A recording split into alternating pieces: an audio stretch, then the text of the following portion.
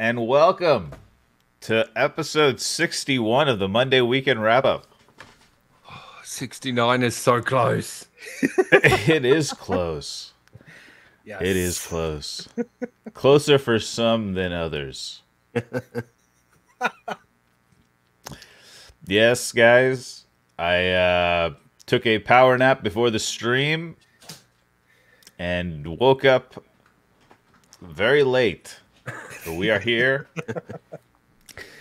We are here. We don't have red eyes, because we used clear eyes. You know what I'm saying? Nice. That's a word of advice to all the young people.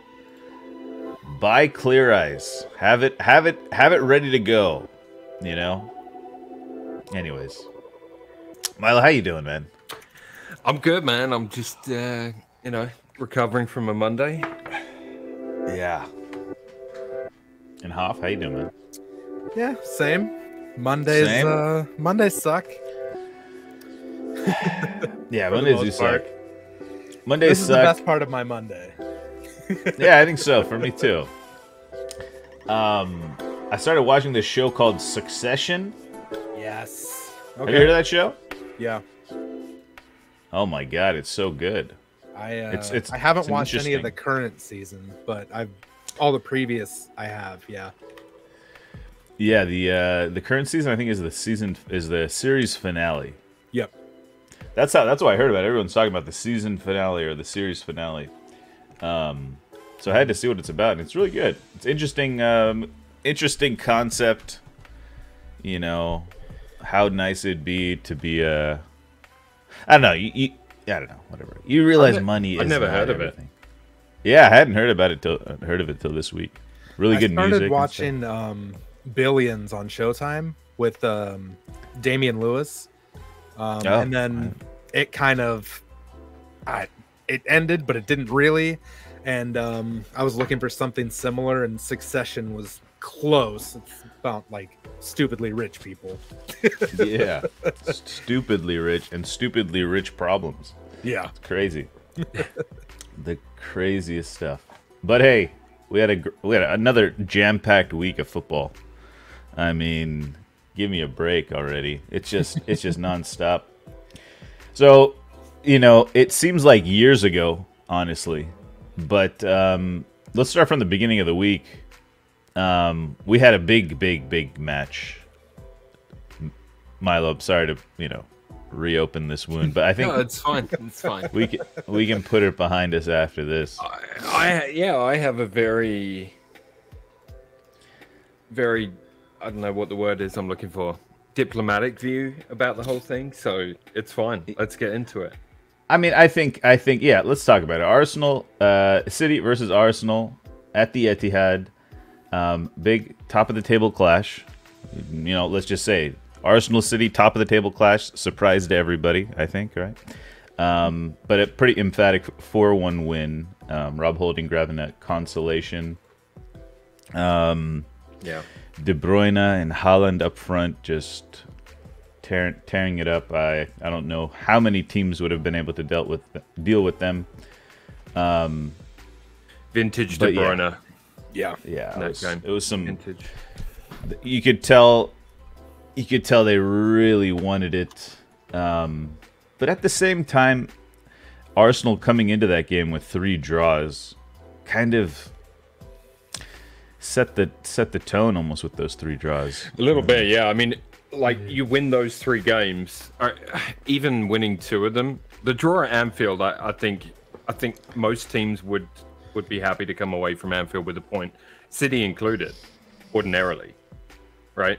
So I think it's one of those difficult grounds to go to. So for me, you win those 2 other games and you draw with Liverpool, I think that's a really good position. You're still comfortably in the lead, and if you do lose to City on that Wednesday, you're still top of the table, and they, even with their game in hand, they wouldn't be able to catch. So it's still in your hands. Those 2 draws against Southampton and West Ham, wasn't it? Yeah. Those are the games for me that I would look at when I'm sort of evaluating what happened at the end of the season. Those 2 games. Yeah, that was a. I mean, yes. Doesn't it feel so long ago now? Isn't that crazy? It really does. But for me, again, man, it's, you know, I said it on Wednesday. I really don't want to lump all the blame on Holding, but the fact of the matter is, our defense really is shaky compared to the rest of the season. So that defense had played so well throughout the first 8 months of the season. Even the blip, if you like, in February, which was 2 draws and a loss or whatever, like, you know, that was the worst of it. Since Holding came in, I got an interesting stat. Now, with Saliba and without, this is okay. So this season, with Saliba, 27 games, without 5. Okay, clean sheets with Saliba 12, without Saliba 0. Clean shots faced per match with Saliba 8.3, without 12.2. Win percentage with Saliba is 78%, without is 40%. And points per match 2.4 with, 1.8 without. So each one of those stats, I mean, it shows you how important he's become to our defense instantly. And it's not just him and what he brings, it's the fact that Gabriel next to him is far more confident to do what he does. He was playing so well throughout the season, and he's looked shaky alongside Holding. And I just think the whole defensive unit took a hit in terms of confidence. You know, it's such a shame that Tomiyasu happened to get hurt at the same time. I think those, you know, if you look at any team and you take 2 of their first 4 center backs or 4 defenders, like 2 of their first 5, let's be generous, 2 of their first 5 sort of defenders on the depth chart, I think a lot of teams are gonna struggle with that through some games. And I think the hope was offensively we'd be able to take care of it. I mean, the goals kept coming. It's just they kept leaking them the other end. And some silly mistakes, obviously, as well from Ramsdale, who's... I can't get mad at Ramsdale because he's made some outrageous saves this season. Do you know what I mean? To turn on him would be just silly at this point. He's played some outstanding games of football, and he's won us far more points than he has cost us. So yeah, like that to me is the highlight, because this difficult spell has come then. And Cinzero's pointing out Thomas Partey's been a bit disappointing. He has, definitely. The Thomas Partey that started the season seems to have disappeared a bit. But I think it's confidence in what's behind you. And I have a feeling that Partey is doing something different to try and account for what's happening behind him. So it's just naturally made him less effective elsewhere on the field, if that makes sense. You know what I mean? Yeah. No, I totally agree. I think Saliba is your best defender. Or, I mean, is your best center back. I think he's better than Gabriel already. Yeah, maybe. Yeah, he may and you know, you talk about the spine of the team, right? Yeah. You know, Odegaard has an off night, or Partey has an off night, and then Saliba's just out. Yeah. You're just that's a huge part of the spine, right? City, like that game, City dominated us, and I think another thing that we really need to bring up from that night is Pep's game plan. Totally learnt lessons from the game at the Emirates, where Arsenal took it to them a bit, and actually, you know, short of a couple of quick fire goals, Arsenal could have come away with something from that game. I think most people thought they played pretty well and were unlucky to be on the end of a 3-1 defeat. It just seemed to, once the second goal went in, it just seemed to go the same way it has against City for the last sort of 7-8 games. But Pep seemed to adjust for that, right? So he learned from what happened there, and Arteta stuck with the game plan that's worked for the season. And that concerned me a little bit, because you're going away to City. And the one game that I kind of mentally had like compared it to was at Old Trafford 2001-2 season, where we needed, if we won the title. Okay, and it was a Sylvan Wiltord goal on the counter, kind of against the run of play. and it was a very, very tight 1-0 win. That's the kind of performance we need away at Man City. Like that's the kind. Not trying to take it to them. It's admirable on one hand, right? But for me, it shows a little bit of naivete on the other side. Who am I to say that about Arteta? But you know what I mean? Like they've done a fantastic job this season. I just think we're missing that secondary option, and I hope that the signings that come, because I'm looking at, all right, what do you bring to this team to take it to the next level? I still think if we had three or four perfect transfer windows from here to through the next 3 or 4 perfect windows, I still don't know that we would have the squad depth and experience that City have. Do you know what I mean? Like I just don't know. So like it's a really it's a difficult one. But I'm looking at, we need another option, a target forward, a big man. Like I know we've been linked with Ivan Toney. Like maybe he would be an option. Like you know what I mean? Like just something a bit more. You need a plan B that you can call on in those games, and those games are Anfield away, Old Trafford away, Etihad away. Do you know what I mean? Like there's certain places you go, you're going to need to try and grind it out. If you lose 1-0 or 2-1, so be it. But don't go and get thumped. Do you know what I mean? Because it's just a big deal for. I mean, well, Half, you know all about that right now this week. Sorry, I had to get that in there. Well, I'm sure we'll discuss that. But I feel nothing anymore. It's okay. You're numb to it. Yeah. So yeah, like for me, it was. It's just one of those things, and like that. Yeah, Cinzero's saying, I've said it for weeks and weeks, guys. There's not a rival fan amongst the chat or anyone in the Discord or even on godforsaken Twitter. There's not a rival fan that said we'd even make top 4 this season. In fact, I remember everybody saying, Arsenal will struggle to be top 4. And so we've overachieved, but obviously when you get this close, you think, oh man, wouldn't it be nice? The stars align kind of thing. But again, it's not over yet either. I'm talking like it's over. I mean, I think it is over. I think the chance is gone. I think City have just turned it on in the last couple of months, and I just don't see them dropping any points. But yeah, I mean, I'm disappointed on one hand, but also I'm really thrilled.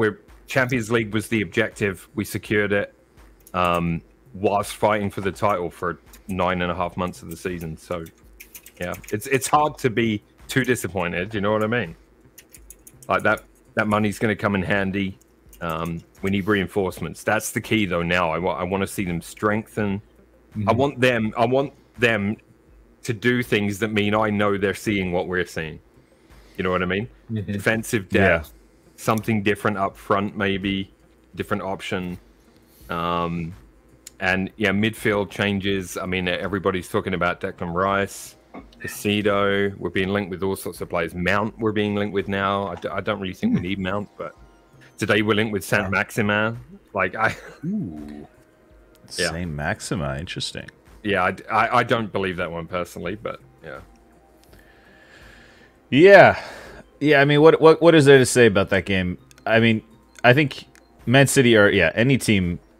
Man City is the best team in Europe, so it's to beat them is really tough. But yeah, I do think that the plan to high press. The back line of City was a little ambitious, like you're saying. You kind of want to see them maybe shut it down. It worked for long portions of the game at the Emirates, right? So right. I think Arteta was thinking the same. Let's do the same. But that's where I'd be like, if I was friends with Arteta, I would be like, Mikel, like, why don't we try something different? Like, do you not think Pep's expecting that? Like, yeah, I mean, they can adjust so well though. It's crazy. They can, but also are our options a little bit more limited than what you would like? I think that they are. I think there's a couple of players in bad form, at the wrong time as well. At the business end of the season, you know, two key injuries in defense. You've got Party not in great form. Zinchenko's had a bit of a rough spell. And I all think it's centered around that change at the back, because it's that whole circle. You know what I mean? Like, yeah, that suffered. Yeah. Yeah, I mean, it was... I don't know.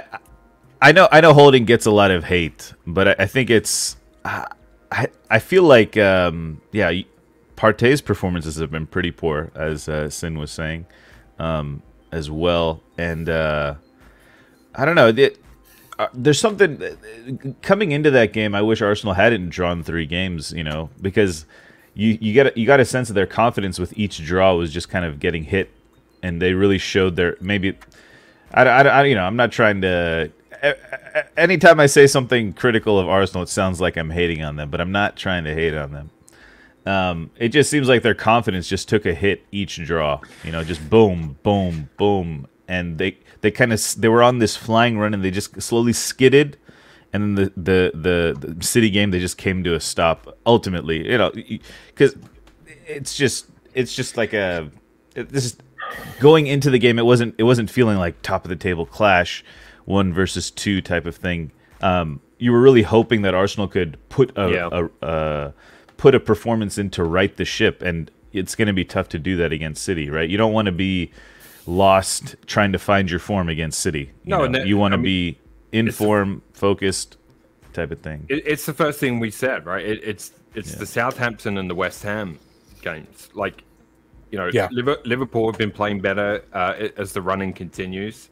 There's a few, you know what I mean? Like, they've been picking up points at a much better rate than they were earlier in the season. They're making a bit of a late charge for that top 4 spot. I don't think they're going to make it, personally. But, you know, they're doing what they can. And, again, like I say, away at Anfield, I'm going to take a point all day long. And I think the players would have taken that as well. But the West Ham and the Southampton games are the ones that... For me, you know, and I just think I don't even know. Like, it was a freak early goal for Southampton, a bit like what happened with Bournemouth.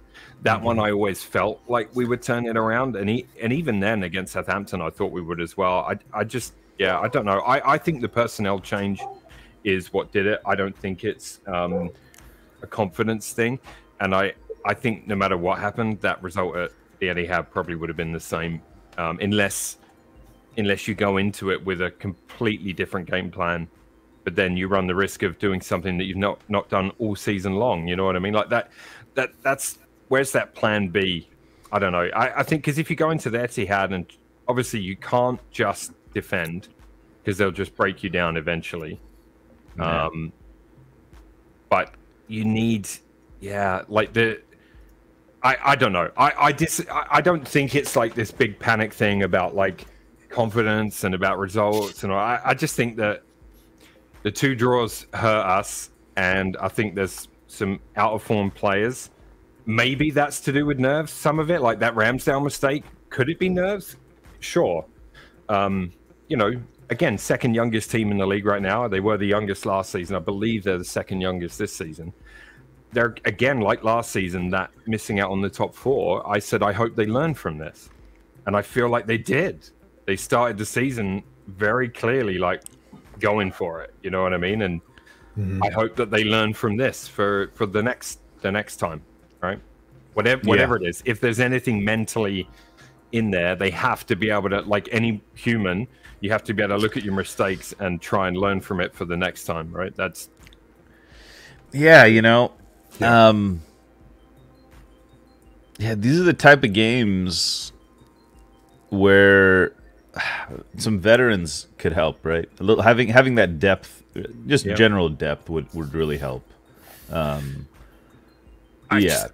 wish we had like throwing the kids in there is like, you know, I feel like it could be hit or miss. Yeah. It could be hit or miss. Having the second youngest team in theory is nice, but like in these situations, you feel like some of them could use a little protection. Maybe you never know. It could be good for them. You just don't know how certain players are going to react to it, right? It could be it could just, I don't know. You just never know. I think it's a risk that you take with younger players. Yeah. And you wonder how they'll react to it. That's where you need Gabriel to be the Gabriel that we saw the rest of the season. But like I said, I think that defensive unit, and I'm talking the back 4 or 3 with wing backs, however you want to play it. Call it the back 4, then Partey and Zinchenko as he drops into that sort of defensive mid role as well. That whole unit has suffered in confidence more than anything else, and I think pulling Saliba out of it is the issue. And you know, obviously you can't just go and buy another Saliba, right?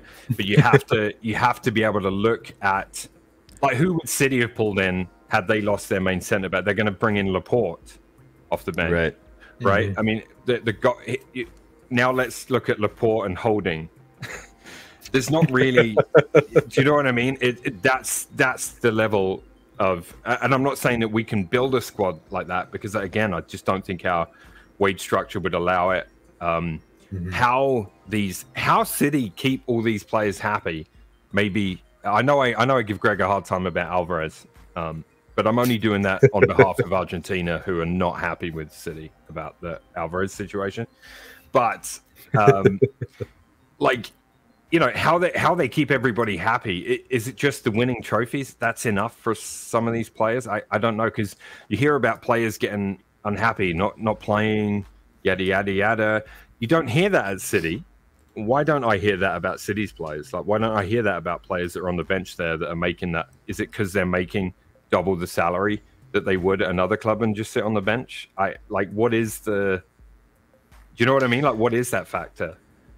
Yeah. Well, let's see. Who's let's see, who sat on the bench for the Arsenal game? Let's see, for City. Let me just pull it up here. He rotates, Culture, but you know what I'm. Oh, hello, Culture, by the way. He does rotate, but what I'm getting at is just, you know, still to keep centre backs happy or a midfielder happy that would be a starting position at any other club. Do you know what I mean? Like, it's impressive how they do that, and I wonder if the financial reward is part of that. So, wait, what? Oh, they only okay. The thing I'm looking at only shows. Oh, Mahrez, Cancelo Alvarez. did. Yeah, that's true. Mahrez, Alvarez, Foden, and that's about it. And then Laporte, and then the rest are Calvin Phillips as well. So, but most of those players, if not all of them, would start at nearly any other team in the league. Yeah. So Alvarez, Foden, younger players, but yeah. So what you know, again, it's a depth thing, right? And you know, you have the money to do it, then more power to you. You're allowed to get away with it. I mean, you're allowed to do it. No one got the financial dig there? No? Okay. But like, yeah, no, it's... I got it. You're just trying to stay neutral because of the City fans? It's been a crazy week, you know. It's been a crazy week. I gotta stay on the straight and narrow. I gotta stay on the fence, guys. I'm cartwheel on the fence now. I got you. No longer champ takes. I'm playing a little bit, guys, because you know I'm in. It's a defense mechanism. I'm dealing with some personal disappointment about the whole thing. Look, and again, that's what I'm saying. I don't think we'll ever have that kind of a squad, right? That I don't think that's going to happen. But I need the club to be able to progress to a point where we can strengthen a very, very good young core and continue to improve. That's the only way I see us progressing, because we're not going to have that financial power to do anything else. So getting into the Champions League was the only key. The fact that we were in a title battle was, you know, or are in a title battle, to not be defeatist is it's just a bonus on a really good season for me. It's just we're so close. Do you know what I mean? You could taste it. That's the killer. But I'm not that upset about it. I think I'd be far more pissed off if we were going toe to toe for a few years, you know, and we just kept doing it. Who knows? Maybe that'll happen. Maybe we'll be fighting them next season. Who knows? This is interesting. I was looking up the lineups to see who the substitutes were. Guess who were the highest in this? They have ratings, player ratings on it. Guess who were the highest rated players for Arsenal? In the that two highest. Game? Yeah. Oh wait, it's probably because. Okay, well. It's a good question. I'll let you. Well, what they have here on here, they have Rob Holding as the highest. I think it's because he had a goal. Martinelli has got to be one of them. No, Martinelli was kind of middle of the pack, but near. I mean, this is just according to this website, and then Granit Xhaka was second. Yeah, I mean, Xhaka was all Gabriel and Ben White lowest. And again, this is where I would like to have seen him do something slightly different. And you didn't. Maybe he didn't need to change everything. Like I suggested earlier on, maybe bring Xhaka back. And I know some people won't like that because they felt like he's much more effective in this role he's been given this season in that number 8 role. Maybe perhaps bring him back and have him and Partey in front of the defense. Maybe that would have helped. Do you know what I mean? Like there's things that could have been done, but Arteta's stuck to the recipe that he's played with all season long. It's done very, very well, but it has stuttered a bit here. So going into that game, I just don't feel like there's a plan B for that kind of a fixture, and that concerns me a little bit. Yeah, it'll be interesting to see. Tomorrow's Arsenal-Chelsea, kind of a big match. I mean, Chelsea are with 9 points off the drop zone. By the way, it's pretty crazy. Yeah, I think it is a big game. I mean, I'm not happy that Lampard hasn't got any points yet, because a London derby is the perfect way to sort of spark your team when you need something. Do you know what I mean? It really is. Yeah. But there's no like I've been to so many London derbies over the years. It doesn't have to be Arsenal Tottenham. It can be Arsenal Chelsea. It can be Arsenal Fulham. It can be Palace Fulham. Do you know what I mean? Yep. Like they're just really spicy games. They carry more weight. They just do for the fans and the players. So, you know, Lampard's squad, they have 0 wins since he's got there, right? I mean, a win against us would fire their fan base up. It would be pointless. They'd be crowing about it for weeks, but it would fire their fan base up toward, you know, and they need something for that run-in. So, yeah, it's definitely a game where we're coming off that result against City. You know, I don't even know how to call it now. I really don't. I think Arteta's just going to stick with it and see what happens. Yeah. Fabio Vieira has been a strange signing, says Cinzero. Agreed. He has been very strange. I really like the look of him in the first few appearances he made for us, but yeah, it's just not clicking for him. I don't think. He's got the goatee going. You don't see the goatee very often. No. You know? Who's got a goatee? Lucas Paqueta has a goatee. Oh, yeah. He's got a goatee.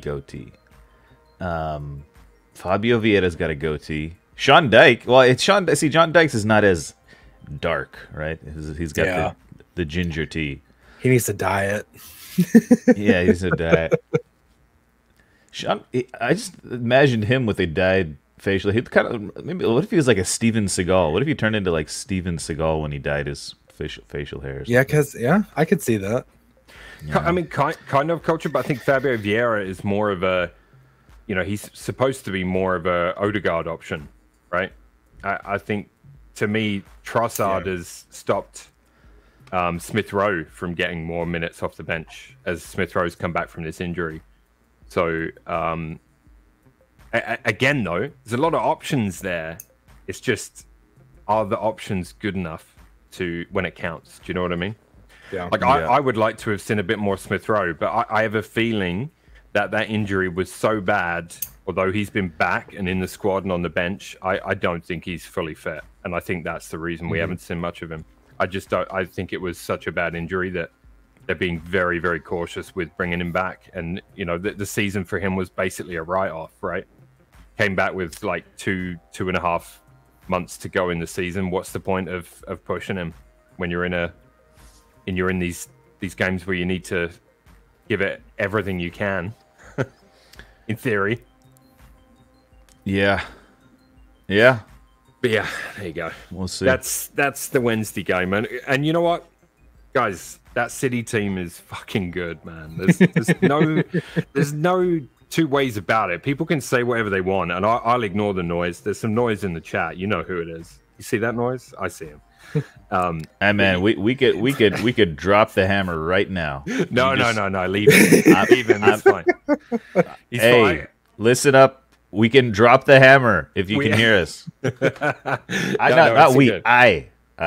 There is a ton of noise, and there always will be. That's football. That's rival fans, right? But my thing is, man, like they're a fucking good team, man, and they've got better and better as the season has gone on. So, yeah, it'll genuinely be an upset if anyone but them wins the Champions League. I agree. Yeah. I completely agree. I can't like if all of there are 4 teams left. If all 4 teams are playing at the top of their games, no team should beat them. 100%. More to try that 12 points for me was never 12 points anyway, and you won't sell it to me that it was. We still had to play them twice, so that's 6 points right there. Do you know what I mean? That you can't account for. Thanks to that game. I wish that first City game hadn't been delayed till February. I would much rather have played them early because they weren't playing as well.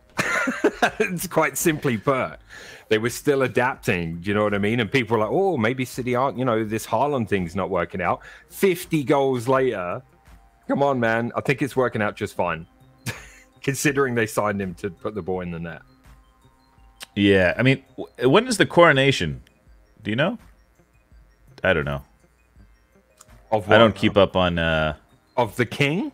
The monarch. Yeah, are matches going to be delayed for that or no? Dude, I have no idea. I'm not a royal family fan. I just don't care about that side of things. It was this coming Saturday. Okay. So, yeah, of course they did it on a Saturday, those bastards, because if they do it on a weekday, they have to give the whole country a day off work. Absolutely fucking typical. Sorry. That just makes me mad, though. That makes me mad. Like, so everyone could have had a nice day off work. I say we go over there with a couple of American, freedom weapons, and we overthrow the monarchy. Freedom weapons. What do you class as a freedom weapon? Dare I ask? AR. An AR-15. Oh, by the way, right. AR-15. Okay, this is how immature I am. Kevin De Bruyne scored a penalty in the 15th minute. And today, Dominic Calvert-Lewin scored a penalty in the 15th minute. And under the name, it said, Dominic Calvert-Lewin, pen 15. And next to De Bruyne, it said that as well. De Bruyne makes more sense, though. De Bruyne, I don't know. For some reason. I have a fan running. You can't hear it, right? No, can't hear it. Okay, good. All right. Let's try to turn the page. Actually, before we turn the page, reports of Conte joining Arsenal. I saw that. That would be an interesting one. A lot of sources were showing that, which is interesting. I mean, take Jorginho and then Kante. I mean, Jorginho's got next year, right? It was an 18-month contract. So we definitely got Jorginho there for next season. I don't see us having him and Kante. I think we're going to go for another up-and-comer, more so than that, but... Yeah, I don't know. Anyways, it's not the Kante that powered Leicester to the Premier League or in his first years at Chelsea. You know what I mean? It's not the same player now. I believe he's 31 or 30 or 31 now. So I don't know. It could be. I mean, he'd probably play that 8 role in that Arsenal team. And no more to try. Arteta's not going to Real Madrid. He's already said he's in phase 3 of 5. Oh, Me and that's Carl right. were discussing what phase 5 is. Winning the Club World Cup, I think. Club World Cup. I think that's the culmination of it all. Yep. With his crazy dreams, Arteta's crazy dreams. All right. Okay. That's the only Arsenal game we could really talk about. They didn't play this weekend. They had the game in hand. Tomorrow is the next Arsenal game, Chelsea-Arsenal. But the following day, following the Arsenal City game, we had a Tottenham versus Manchester United match. Let's get into that. 2-2 draw. It started off like a classic Tottenham match. Then Pedro Porro with a nice volley brings one back, and then Sonny scores the equalizer, assisted by Kane. And then, personally, this is when the whole David De Gea, what's the word I'm looking for? They tried to crucify my boy, basically. They tried to crucify David De Gea.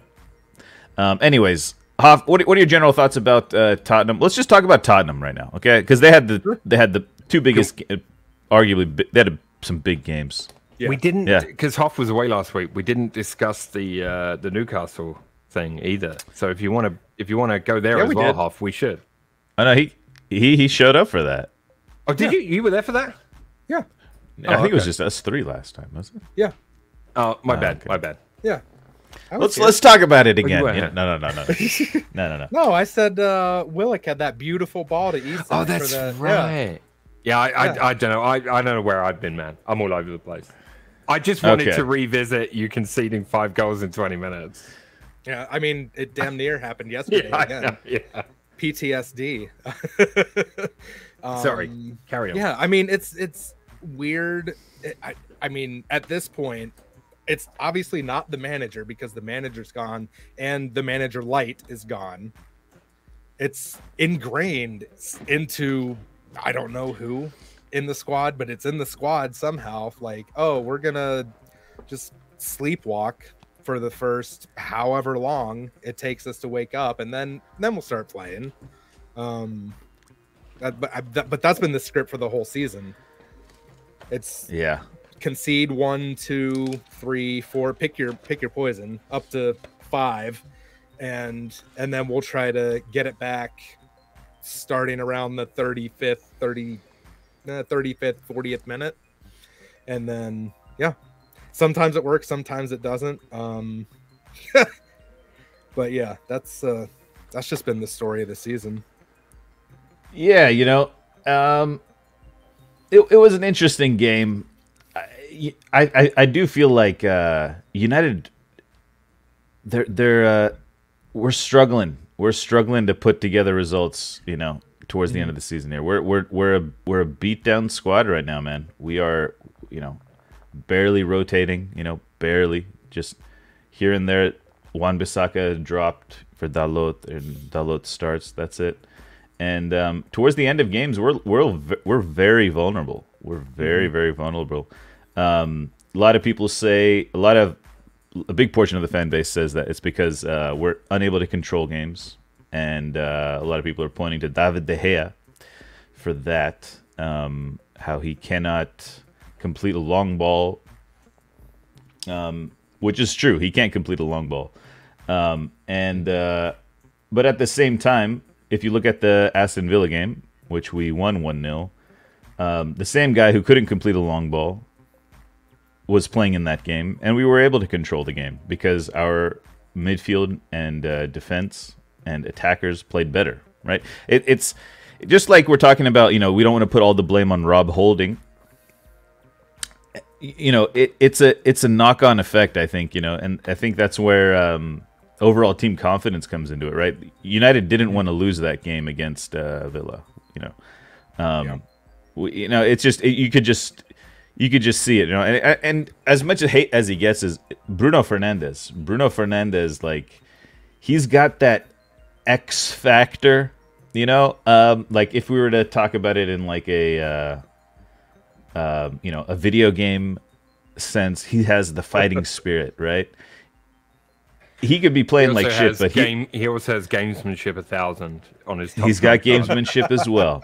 He's got gamesmanship as well. It's.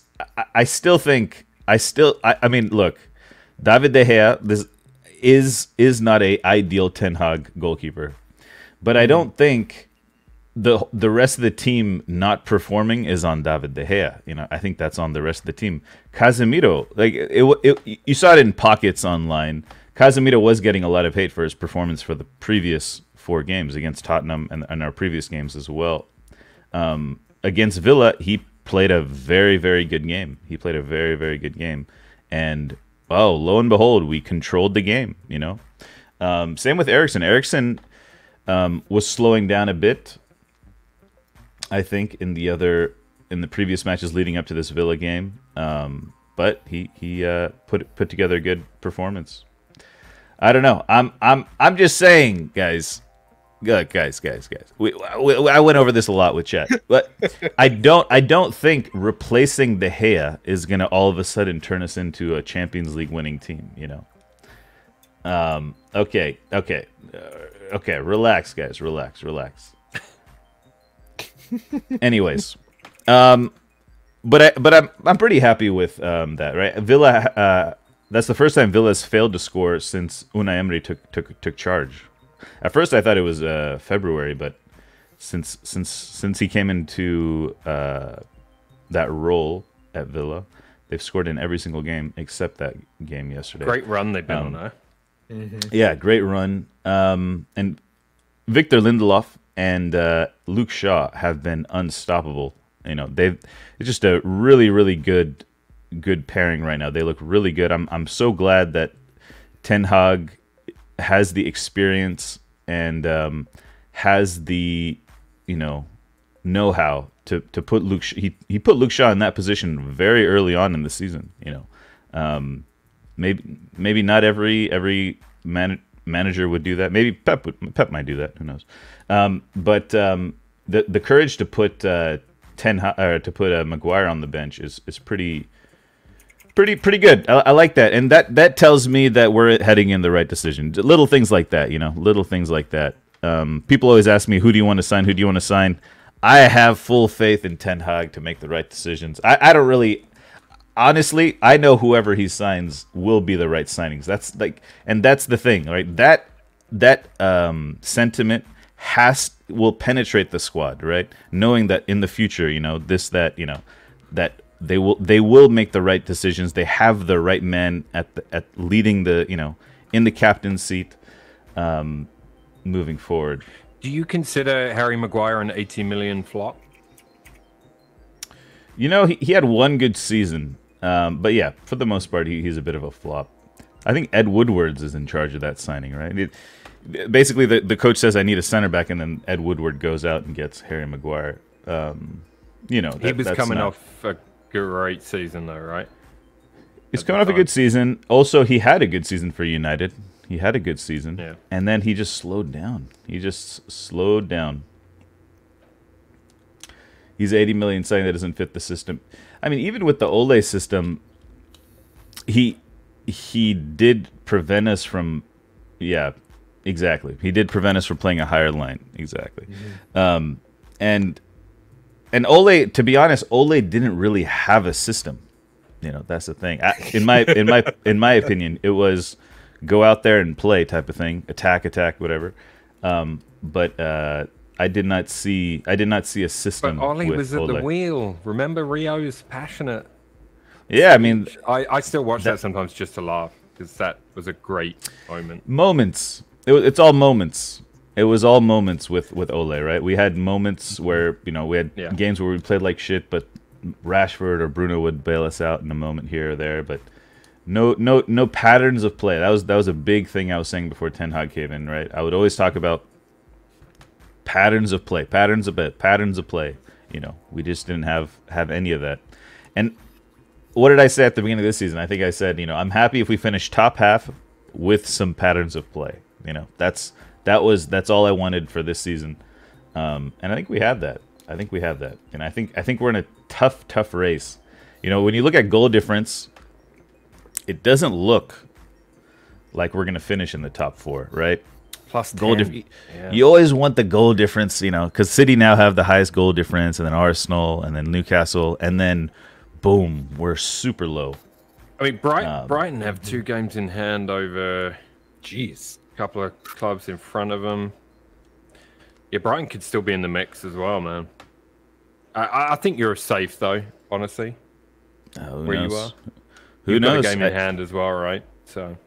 Yeah, I mean, we just gotta pick up our points and get in the top 4. You know. But I don't know. I'm not like saying Ole was, horrible or whatever. I'm just saying modern footballers need that guidance that managers like Ten Hag, like Pep. I'm assuming Arteta, just giving him the benefit of the doubt right now. These types of managers.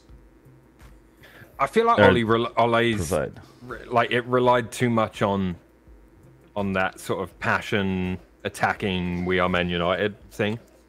Yeah, you know what I mean. Like as opposed to actual sort of tactical decisions. Maybe that's something that he's young, right? So maybe he will get better at that. But I feel like, yeah, I don't know. That's just from an outsider perspective, and I am very much an outsider on that. So, yeah. Look, I don't. I think no. Okay, so okay. It's like Ten Hag or Ole is like Arteta-esque in a different kind of sense, right? Obviously, it doesn't come from Pep Guardiola, upbringing, but he's like young, inexperienced, kind of you feel like he's made to coach kids type of thing, Okay, I don't want to hate on Arsenal here, but we've talked about this in the past. There's levels, right? Ten Hag is like, I think he's a top tier manager. I mean, despite what the numbers say, saying people say Ten Hag's taken a second place team to third place, right? Because we can only compare. Like, if you want to compare him and Arteta, I've said it before, we can only compare them when Arteta's 50. Okay, yeah, that's fine. Do you know what I mean? Fine. Like when Arteta gets to his age, let's see his resume then, right? I mean, okay, or we could compare them right now because they're both in like the same position. Yeah, I know what you're saying, but I think Arteta has done a lot better than a lot of young managers will do coming into a job of that size, right? True. True. So for me, I can only look at it positively because we stagnated under Wenger. We transitioned. Unai Emery might well have been fine as well if we'd have kept him for 5-6 years. However, he, as I've talked about before, for me, he was faced with the impossible job of being the guy that came after Wenger. That was never going to make it. Yeah. Never. Arteta is a risk from the club's perspective, but they sat down and they have a plan. And so far, whether you like it or not, all you fans in the chat, I can see what you're saying. Whether you like it or not, Arteta's doing very, very well with this team. So, yeah, it's facts. Well, how old is Arteta? 42. I don't know. He's younger than Ten Hag. Is my point. So, like, if he can take Arsenal back to glory. I think, then we'll see, won't we? Who knows? Who knows? We'll see. Okay. All right. Yeah.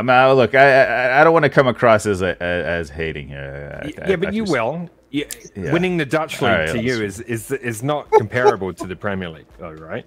Do you know what I mean? It isn't. It's valuable experience. Valuable experience for sure. But to get experience, you have to start young. And go through your career, and you know what I mean. Arteta is doing. He's started. Boom. Yeah, but he also was a high level player. I don't know Ten Hag's playing history, so Arteta also got into management after a very good playing career, where he was a very good player. Never played for like a great team that won a ton of stuff, but he was a very, very good player, very good midfielder. Did he get capped? No, I'm not trying to take a dig or anything. He also is a poor bastard that happened to be around when they have Iniesta and Xavi. I was just like, I didn't know if he did or not. Yeah, he was one of my favorite players. Because I played that similar position. So my point is, what age did Ten Hag get into management? I'm not familiar with Ten Hag's playing history. I hate these kind of comparisons because to me these are silly. He might have been, I think around the same age, or maybe even younger. Yeah, he got into management. No, it's not to do with him. I'm just saying that he played until he's mid-30s, right? And then he's gone into a role under Pep to learn management and get some experience there. Now he's got the Arsenal job. I think it's going better than anyone thought it probably would. I wish I could rewind time and hear what people were saying when he got the job, because you know there's a lot of there was question marks about him in the first season from Arsenal fans too. Yeah, Ten Hag played like the same position as Pep and Arteta. He played defensive mid. Yeah, captain. Yeah. You know, that type of thing. Anyways, okay. Let's move on to the other Tottenham game of this week. Probably the most entertaining game in quite a while. Liverpool Tottenham. Did you guys watch that game? Any of that game? No. Oh, you didn't watch it? No. Oh, of course. I watched the highlights. It looked fun, but no, I'm done this season. Oh no. Oh no.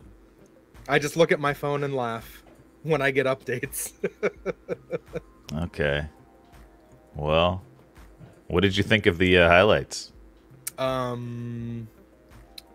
thought, yeah, it was. The highlights were entertaining as hell. Not surprised that it was 3-0. Super early. I'm off. I know I was driving the train earlier this year, but I'm off the train for Eric Dyer. He can fuck off to Portugal. I'm done with that guy. He couldn't mark anything. Like, you could spot him the MAR and he couldn't find the K. He's terrible. He's so bad. And I think, kind of to Milo's point about Saliba and Gabriel, I think it makes Romero's naturally aggressive. Like, if you give him a 1 to 100 aggression rating, he's like a 98 already. But playing beside Dyer, I feel like he feels like he needs to make up for all of the stupid shit that Dyer does. So that puts him at that 100 for aggression. Like, the penalty, yeah, it was a dumb tackle, but go back like 2 or 3 frames and look who was out of position that caused the ball to squeak through. Spoiler, it's Eric Dyer.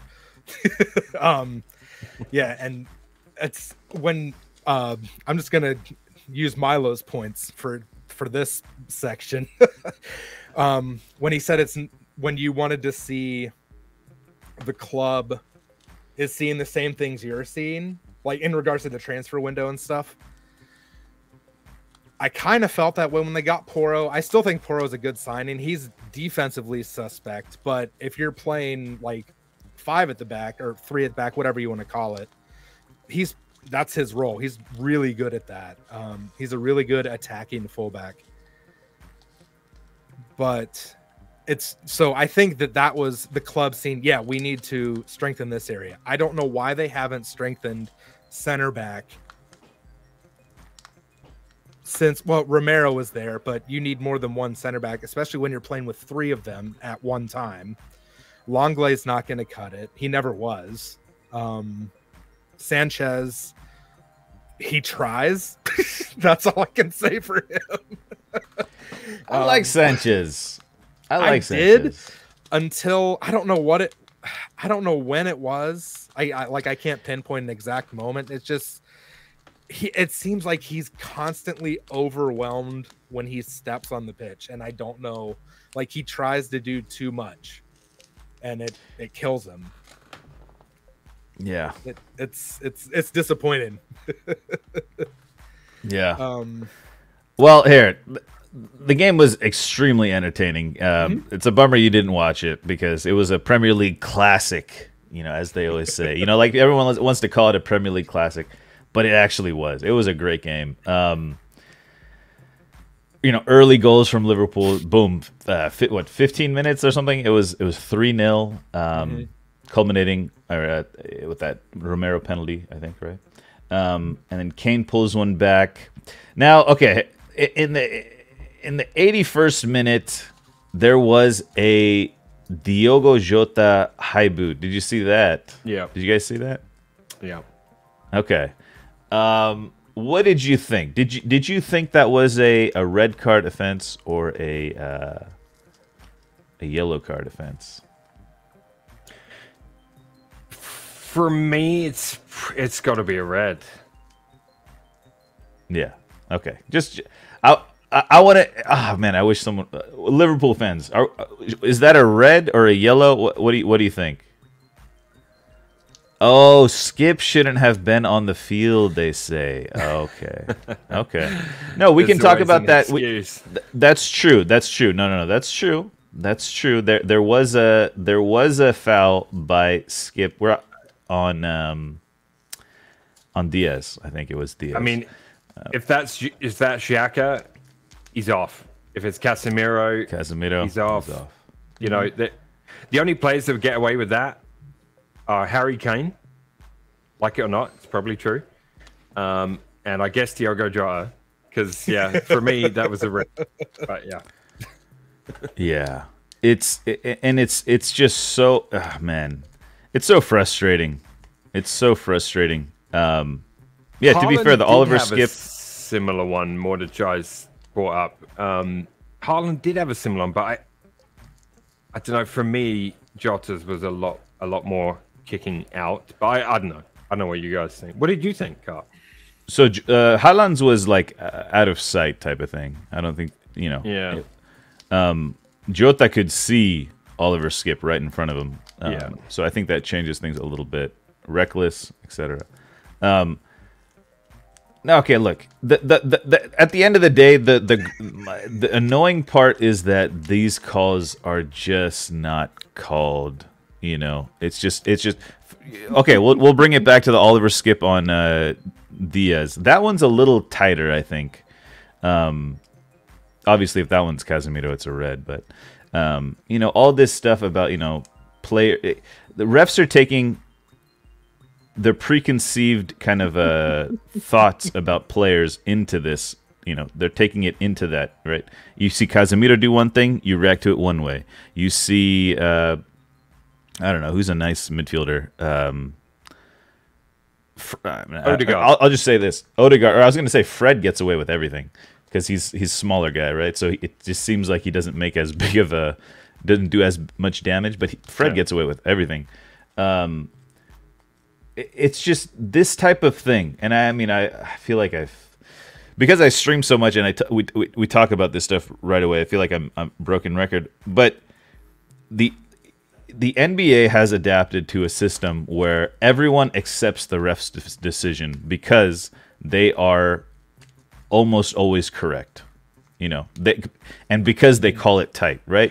You go for a shot, you touch anything but the hand, it's a foul, right? Yeah, the problem is as well though in the NBA, if you argue with the ref, you get a technical, right? Boom. So that isn't a thing. You're supposed to you can get booked for dissent, right? Yeah. But how often does that happen? Hardly ever. Not often enough. No, not often enough. It should happen way more. I agree. We need to stamp out this surrounding the referee bollocks because even when I was a kid, you'd never have got away with that. Oh yeah, never. No, never. I remember. I think I told the ref to shut up or something one time. I don't know. I can't remember exactly what it was. I was a yellow card, and then you have to go off in high school when you get a yellow card. You have to go off. I was coaching a game, and the ref called me by my name instead of like coach or whatever. So I called him by his name, like he was like telling me to like calm down or get back or something. So I called him by his name in response, and he gave me a card. Like yeah. What? Oh, because it wasn't sir. I'm like, wait.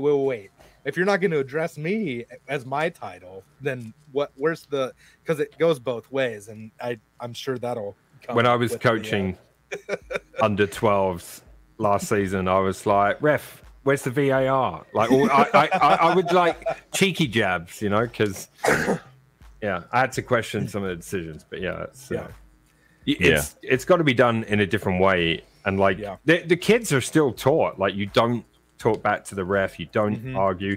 So that gives me hope. But the problem is those same kids, as they grow up and become more ballsy, they're watching these professionals on TV surround the referee.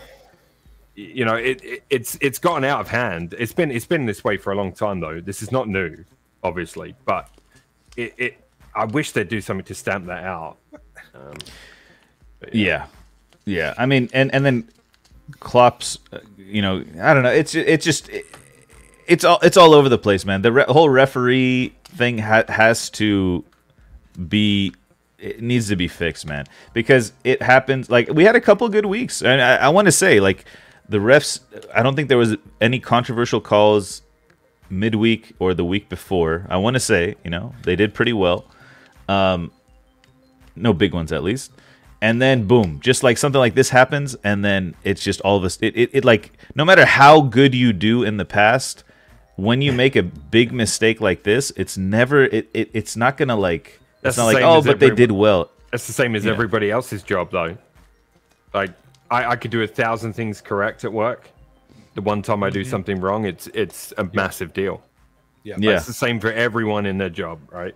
So right, no, it's like, I mean, yeah, you could probably earn a little bit of credibility or whatever, a little bit, but like at the end of the day, for how it's just like, I'm at the point where, at the beginning of the season, I was like, all right, I'm gonna analyze all the 50-50 calls and see what everyone thinks, and quickly it was like, oh, Devils won. Oh, Devils won.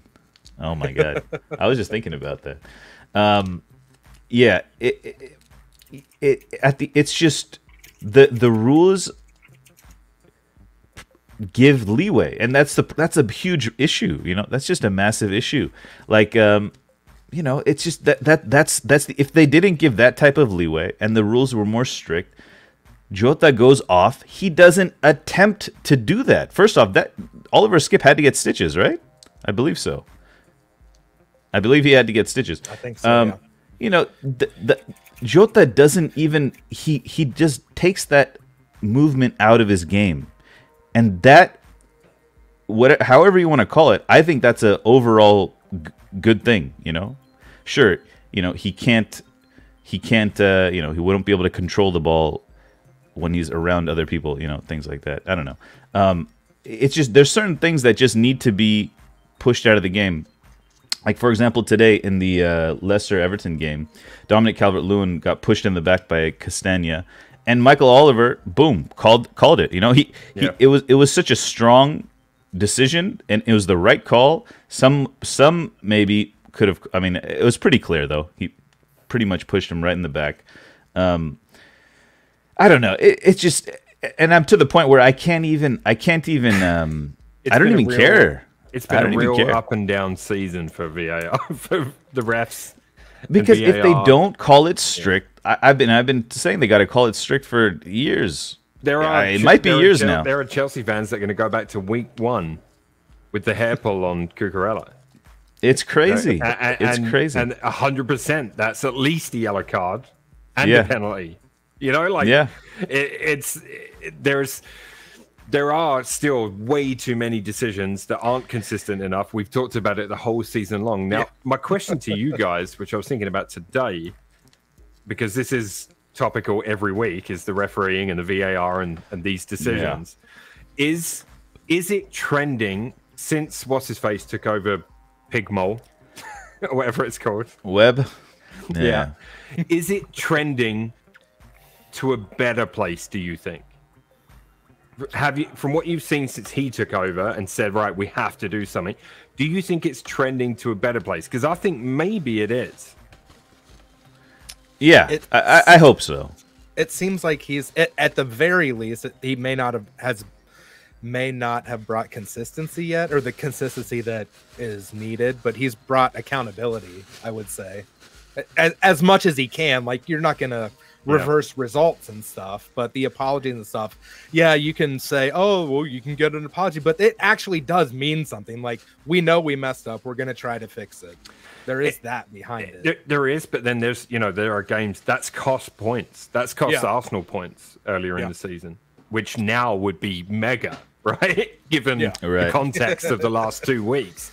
So I can't think about it like that, because as a fan for 40 years, I'm used to, I hope to see peaks and valleys, right? That's what I hope to see for my team. Since the World Cup, they have improved. They did like there was like some sort of independent it was like a panel consisted of like 5 former players, and then 3, I don't know, former refs or something, or directors, technical people, and they did like a study from I don't know how many games were played before the World Cup, but they compared those first games to the same amount of games after, and that report came out like a couple of weeks ago, so maybe it's like 18, 19 games or something, or probably less than that.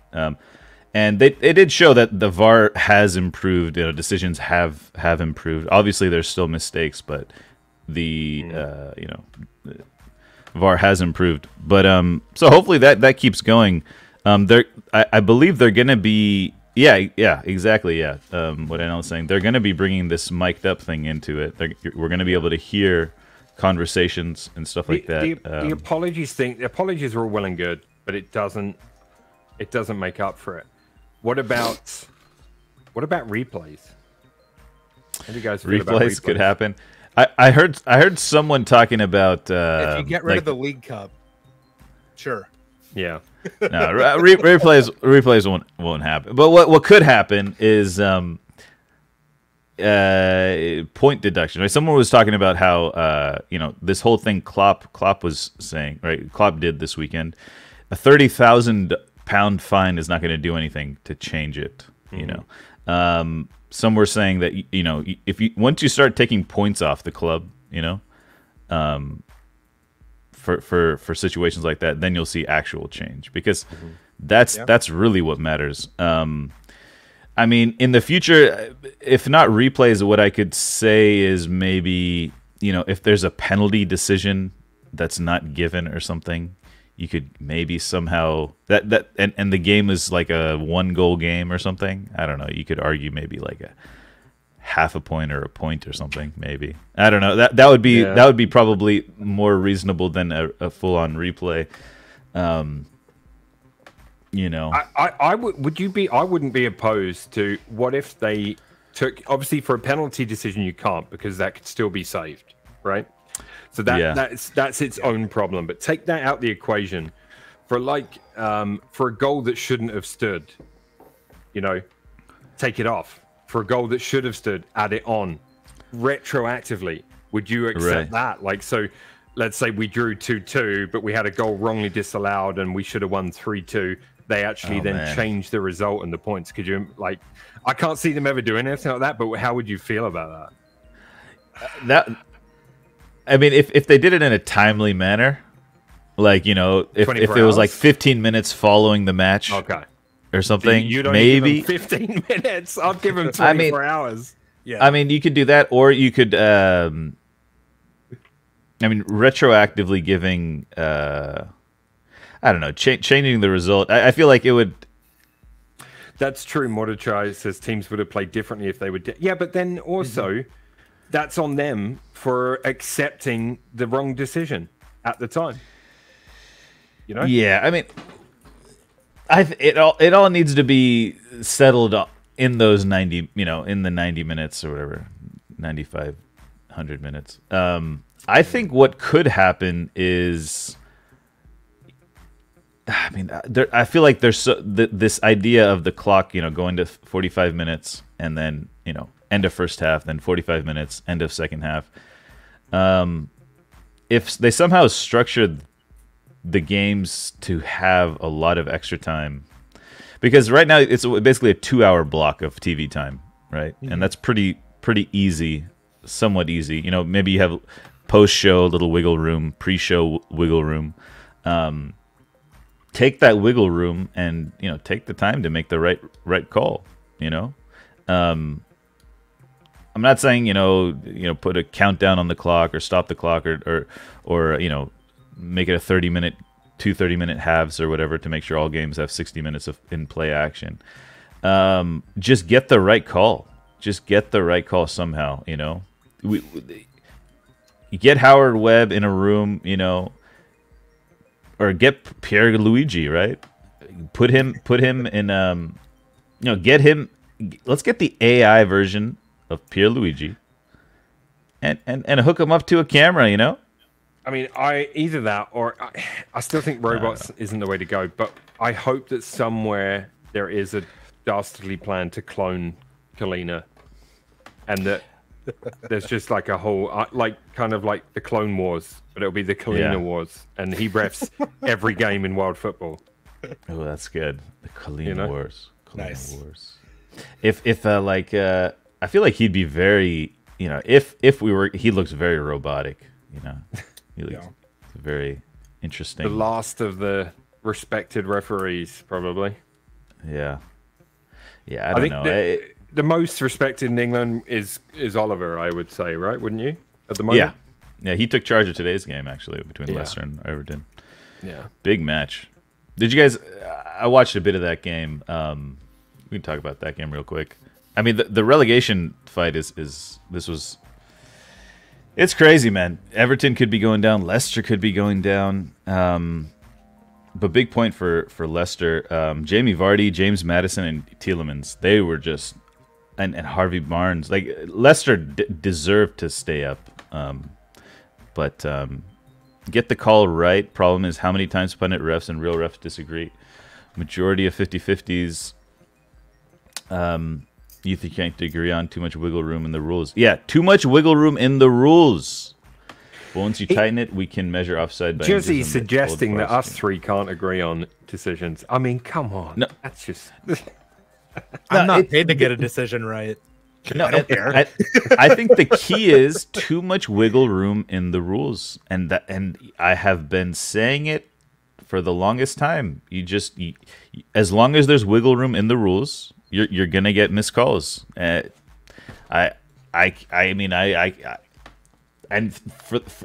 on record. We have it documented, and it's just. I just think maybe like I said, I think it's the American culture that I grew up in.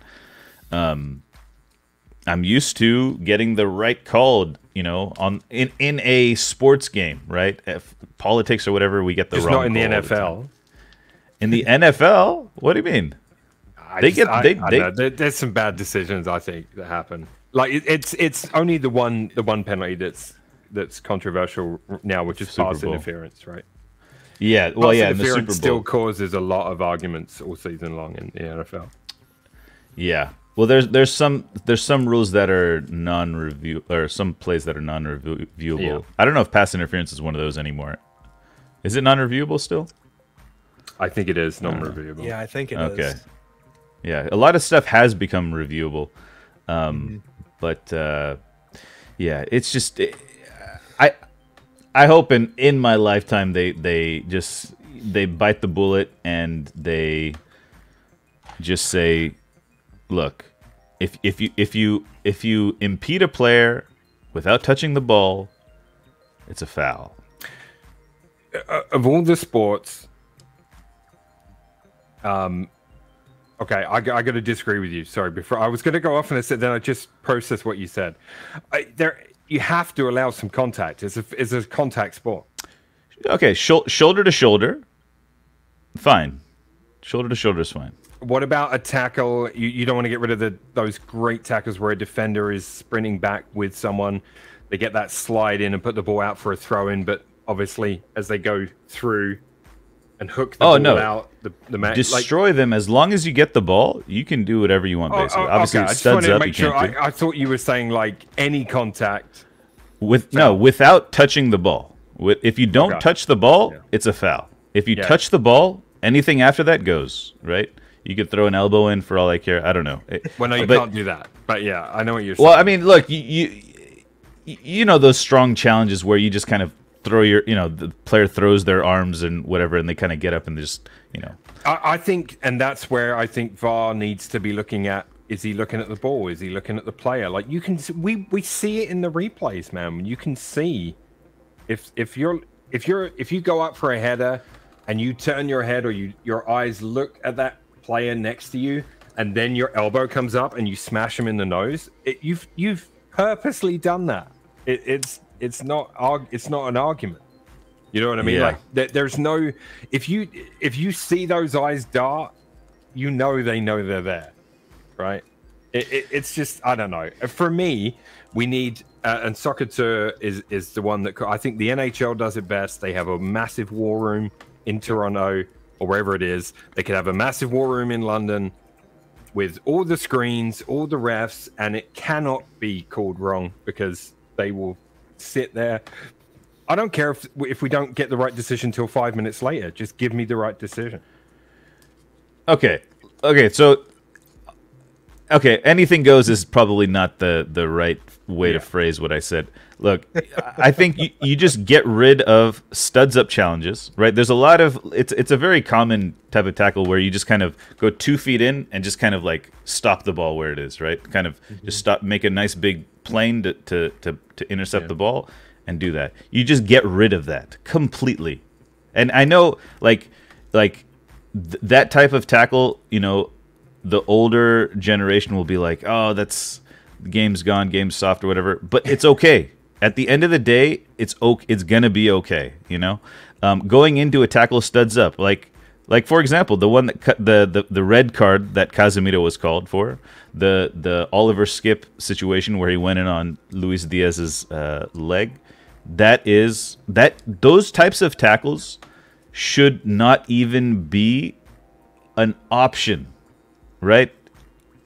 It should just not be an option for kids and, you know, for adults, whatever. It starts with the kids, right? The kids are gonna, you know, go through the system first, and then they'll have those habits and, you know, their play style. Right now, if you do that, you're gonna, you know, if you're smart enough, you can adjust. But some players who kind of just run on instinct or whatever will still probably commit it, and we'll have some harsh red cards or whatever that's compared to, you know, previous seasons. But it's the only way. It's gonna take that shift in mentality of the viewer, of the culture around football, to make some changes to get more consistency across the board. Can you imagine zero touching policy for corners? I mean, you have a mass, and if they run into you, I mean, you know, it's like the arms around the you know, gripping the jersey tight to, you know, almost like a, you know, you're riding a horse or whatever, like a saddle. Like you see VVD's done it, Maguire's done it. You know, you just know these guys do it. And Vidic probably did it.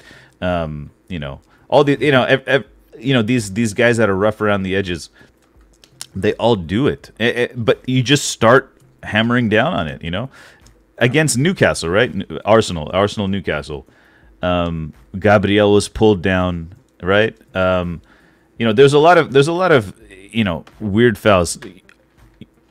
Maguire against Tomiyasu last year, you know, he pulled him down outside the box on a free kick. It's just, this stuff just goes unnoticed, and it's not a zero touching. It's, you know, shoulder to shoulder. You know, you can still bump into each other. You just can't grab. You just can't grab.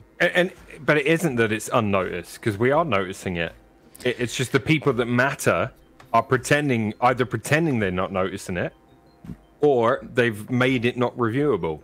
And that whole not reviewable thing needs to be thrown out the fucking window. Everything should be reviewable. Everything. Sure. No, I think they see it and they just think it's soft. That's what I think. That's what it is. They won't review that, right? They don't VAR like a tussle like that with a shirt pull at the halfway line. At the halfway line they won't. Yeah. You know what I'm saying? Like if you want to be strict on it, then review it. Doesn't matter where it is on the pitch. That was a foul. The ref's given it. Have VAR look at that. If they have to pull it back and give the ball the other way, then so be it. Like, yeah. I mean, I think they don't want to slow the game down, and that's why they're picking and choosing. But the picking and choosing is creating more problems. You know? Yeah. Well, I think you know, on the topic of, you know, replay games or point deduction, you know, the challenge system. All right, you're seeing it in the NBA now, right? The NBA, which is called pretty tight. God, you really want to Americanize football. You can tell. I mean, it's just have is from American sports. It's just what works. It's what works well. We're not having a penalty flag situation. I really think it should be considered, because what better way to give justice to a team than give them some power in the decision, right? What I don't like about it, don't they limit it? It would be limited if they're, you know, if they're wrong, it would be taken from them. But it's limited. You If can they're only right, challenge so many calls, right? You can't challenge every call. no. So you have to be smart about it. Yeah, but you see, that's where it's just for me in football. There's so much shithousery. It would break down because okay, sure, they're going to challenge that one. Well, we'll just do 3 other things 10 minutes later that they can't challenge because they have none left. You know what I mean? Well, I mean, yeah, but you hope the refs don't get it. It would have to be a call that refs can't. The refs would. It has to be a call that the refs would have called. Sincero, I apologize if it seems like that, but it's not an anti-American sentiment. I love American sports, but I love them for what they are. I also love football for what it is. Right? I think you can clean up the issues we're having with VAR and stuff without bringing in penalty flags and sin bins. That's changing the fabric of the game, and I love the tradition of football. Oh, you know what I mean? Oh man, and look, I respect your love for the tradition, but it's the only way. Well, it isn't the only. It isn't the 1992. We've in 1992, I wonder. 1992, the goalkeeper could pick up the ball. People were unhappy at the time, but in the long run, it's fine. They changed the offside rule. People at the time were probably upset, but it's better in the long run. Slight rule changes to the way things are called or interpreted is fine, but you're talking about bringing in specifically something from another sport into that sport is different. No. Okay, from another sport. Okay, if you want to look at it that way, that's fine. It's steps towards a better ultimate game, right? Think about it that way. Don't think about it as, American sports or American idea coming into the game. Think about it as you have a product and you want to improve it in a fair way. Yeah, like how is it possible? How is it possible?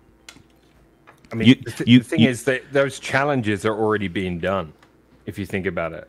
Like the players surround the ref we were talking about earlier. They're already challenging the decision on the field. Every single whistle. Yeah. No, you know what I mean? The way refs are, they're never going to change their call. They're never going to change it, right? And I just think that the thing is as well, in order to move the game forward. You come from your background, I come from mine. We're always going to feel differently about certain things about where the game should go, and I think that's fine. Like that doesn't have to be a negative thing. I want a better called game, and I think you can get that without sin bins and challenge flags. No, okay, yeah, I agree. I agree. You can. I agree in theory you can, but you have to call it extremely strict. Okay, and I'm okay with that, right? So we can't. There is a common ground that we can meet on this, because there's just certain things that I wouldn't want to see that much of a change. I'd love to see it called, strictly as long as, every call is not this. You know what I'm saying? Not every call is the same, but like. Consistency, right? We've talked about it all year long. We've talked about it for more than just this year, too. Yeah. But, well, even with this extremely strict calls, that would provide a much, much more fair landscape for a sort of a challenge type of thing to happen, right? Because right now, it's even if you had a challenge system, they would just say, oh, the ref, the on-field ref has the ultimate call, right? Whatever his sentiment is, we go with that, right? That's the situation. And unless VAR once overturns it. Yeah, unless they overturn it, in which case it was clear and obvious, blah blah blah. As long as it's the wrong call, I don't care if it's clear and obvious. It should be corrected. And I know that would kill the what's it called? It would kill the current state of atmosphere that's at games and whatnot. But I mean, as a fan, as a player, you want the right call. You want the right call.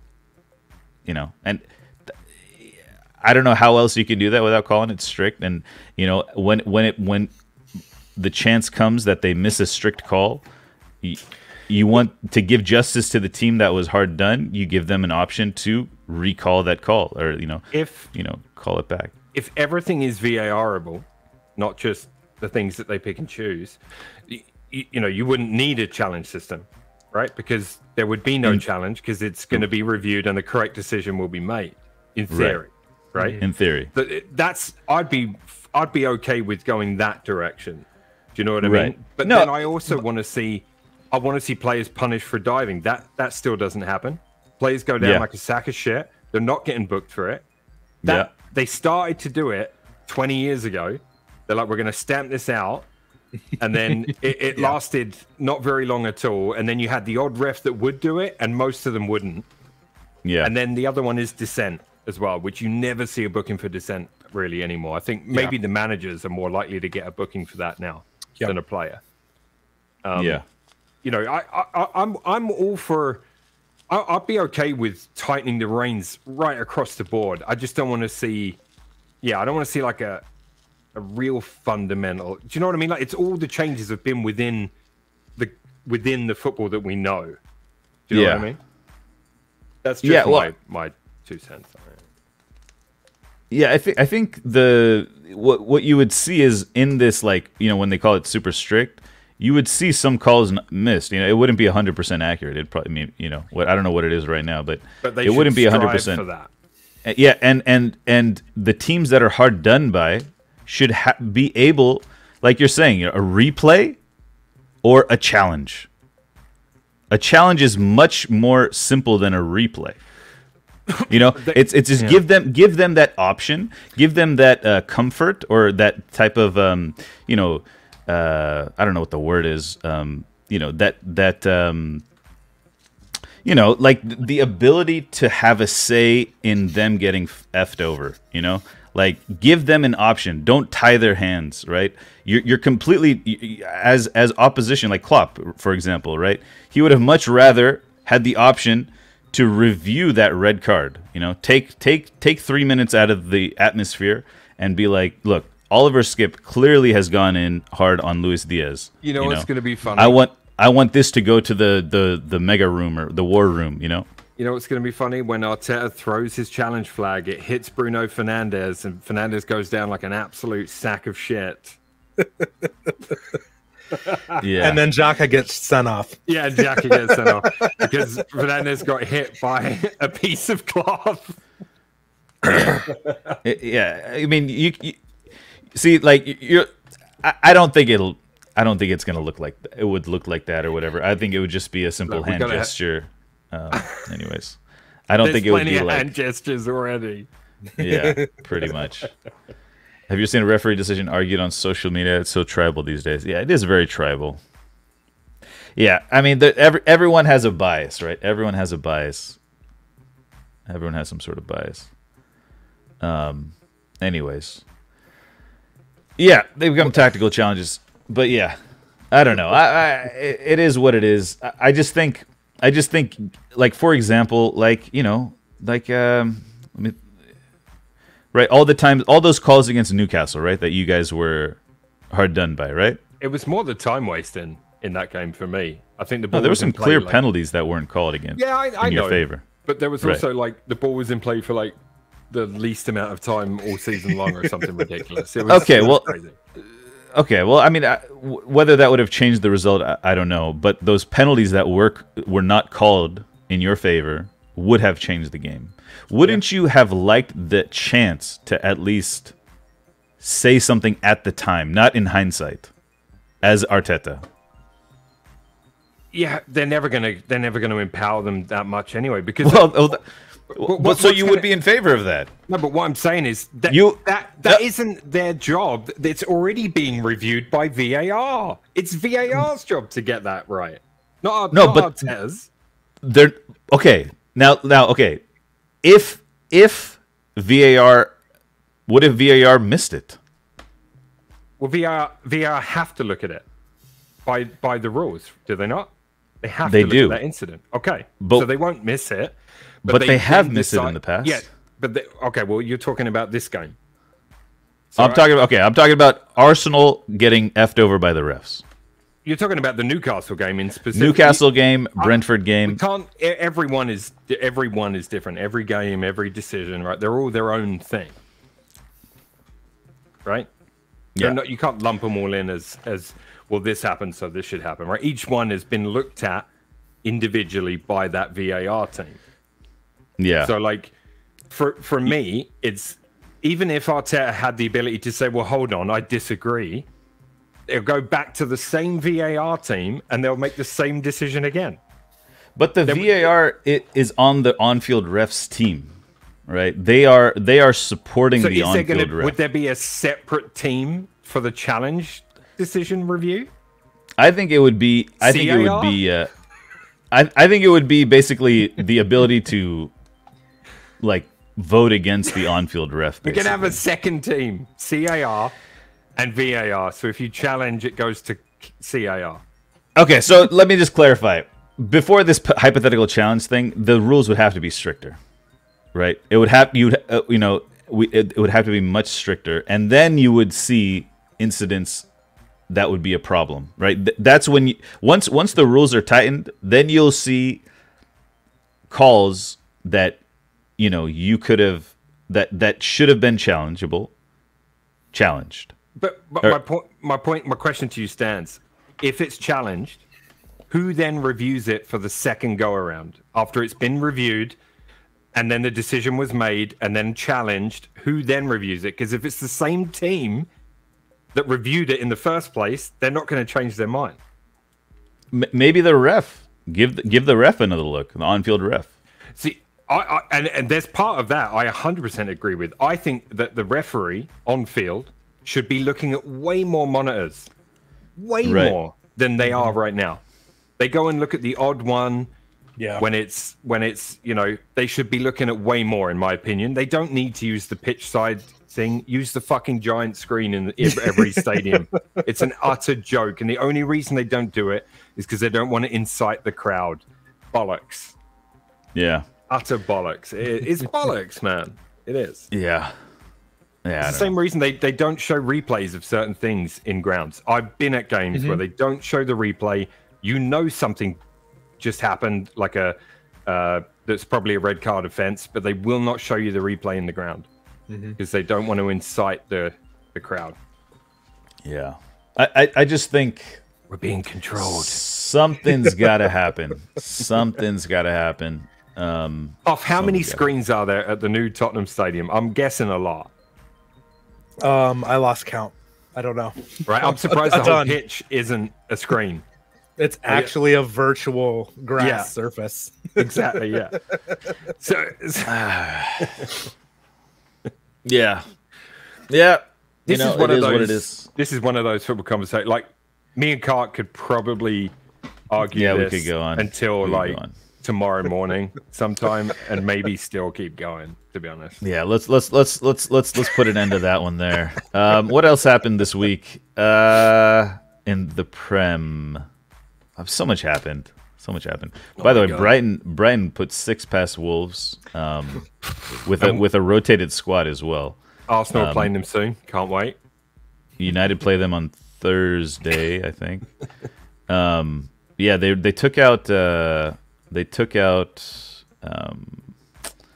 Caicedo, they took out McAllister, and they took out Mitoma, all three, and they still dominated.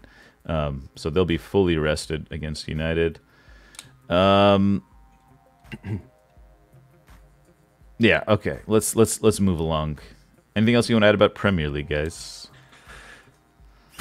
Oh, let me see. You didn't mention. Did you mention Welbeck getting 2 goals? Danny. I mean, he's solid. He's still available in FM. Just saying. Oh, FF. Palace and West Ham was fun. I did watch that one. Roy Hodgson. Yeah, I think Palace has the most points of any London club since Roy took over, which isn't. It's kind of a low fucking bar, given 2 of the teams involved. But yeah, they've been playing really well for him, and I love Roy. So yeah, good for them. Haaland has 50 goals, most goals in a single season. I think across competitions. Crazy. It is crazy when you think about it. Yeah, it is crazy. Crazy numbers. All right. Sheffield have been promoted as well. Okay. Yeah, let's move on to other things. Everything else is so okay, man. I'm such a okay. I'm super biased in favor of the Premier League. I'm just gonna say it. You know, I know I get a lot of. I know I don't. A lot of the La Liga fanboys, you know, come at me for this, but we have a Super League, and it's the English Premier League. It's just there's no fairer competition in Europe. I mean, MLS is the ultimate with salary cap, but where anyone can win every year. But the Premier League literally is the Super League that everyone's looking around for. All right, let's quickly. I'm gonna just talk about the highlights from La Liga. Sevilla losing this morning. Over the weekend, Barcelona score 4 past Betis. 15-year-old Yamal Lamine played. He looked really good, actually. I watched his all touches versus Betis. 15 years old. People call him the next Messi type. He played really well. Madrid winning against Almeria, so that gap stays the same at the top, but it looks like Barcelona should secure the title. Benzema scoring another hat trick. Yeah, good stuff. Girona, they beat Madrid earlier this week. They put 4 past Madrid. 4 goals from Castellanos. Apparently he's from MLS as well, so another good MLS player doing well. Yeah, it's looking pretty good. The relegation battle is pretty tight. I had a bunch of images. Let me see if I still have them. Okay, well, anyways, we'll look at it. We'll look at the more run-ins next week. Anyways. But yeah, it's looking pretty straightforward. The top 4 battle is still pretty tight. Betis getting a big, who was it? Sociedad getting a big win to help secure their top 4 spot.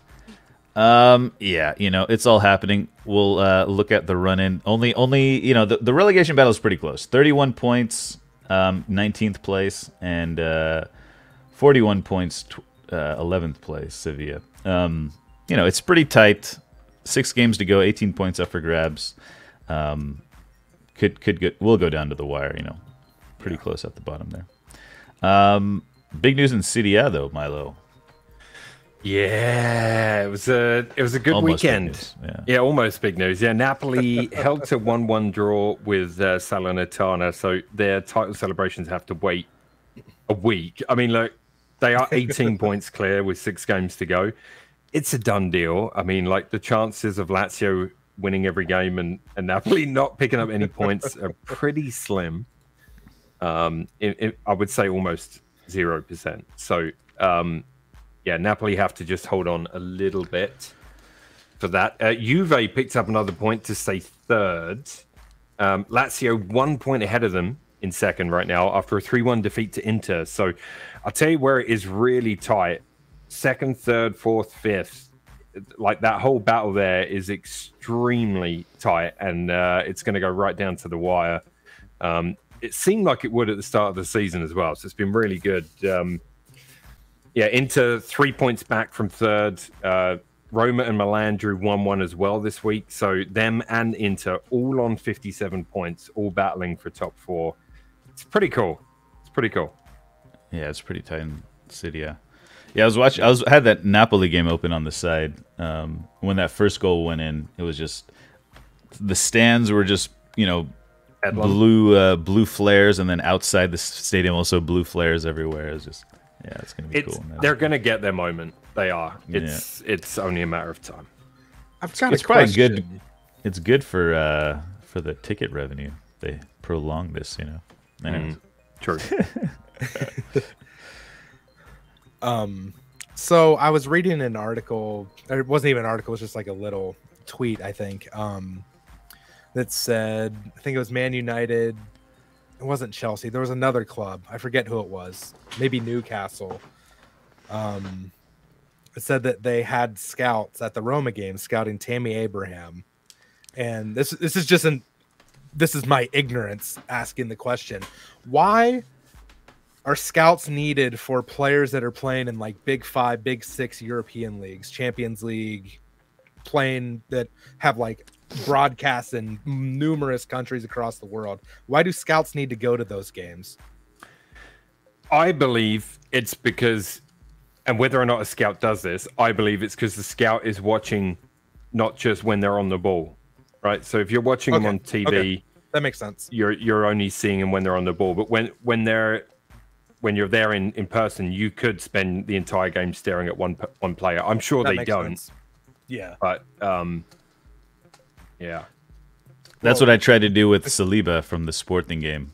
I was like, I was just trying to watch. How did he get injured? I was like, I was trying to figure it out. You were trying to instill false hope in me that he would be back. I was so I was like, yeah, I did. I was like, yeah, he's just doing this to miss the international break and test the squads in the Europa League. Crucial Premier League games to come back and play City. It would have been ridiculous if that was the plan. Jesus, yeah. It sounds really bad then, it's like whatever's happened to. Funnily, speaking of scouts, Hov, I did a job, for those that don't know, before I was in management, I was a plumber on the tools for 20 years. And a large job I did back in England was for a Premier League scout. He worked for Newcastle, and he lived in the south of England because it was obviously a lot more accessible to get to Europe. France was, drive to the tunnel and off you go. And access to the rest of Europe is really easy from there. So I remember talking to him quite a bit about how did you get into it? I was like, wow, this could be a cool, different line of work, talking to him and it was really interesting hearing his point of view. He was like, I'm never at home.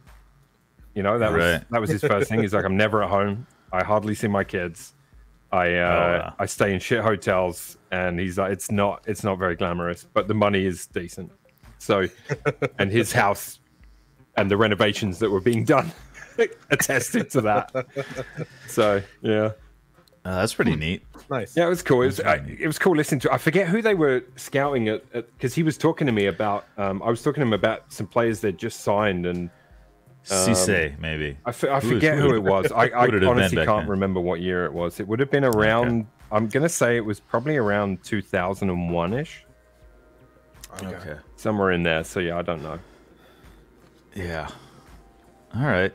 Well, being a scout would be pretty fun. I was gonna say, not only off the ball, but also, I don't know how much you can get from watching just general conduct. I don't know. I'm big on behavior, I don't like Rashford doing all of his stuff, that type of stuff, the way they warm up, are they joking around? Did you are they see focused? What your boy Rashford did this past weekend?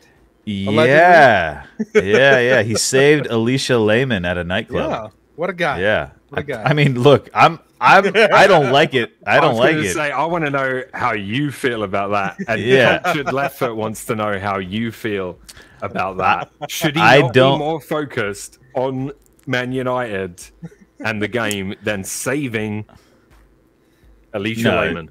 It's why is he at a nightclub? That's what I'm saying. There it is. I don't want to hear about him being at a nightclub. He was there. Get one of his bodyguards to go help Alicia Lehman. There can only be one thing and one thing only. He was there with Lewis Hamilton, having a great old time, not thinking about Man United, and then that happened, and he had to save the day. Yeah, I mean. Okay, well, at least he didn't post about it, Yeah. At least he knows better about it. Where did that story I think it was come from? I think it was the Sun or something, or some tabloid type of thing. That sounds about the level of news they report on. Yeah. Yeah. All right. Serious world issues. Good Lord.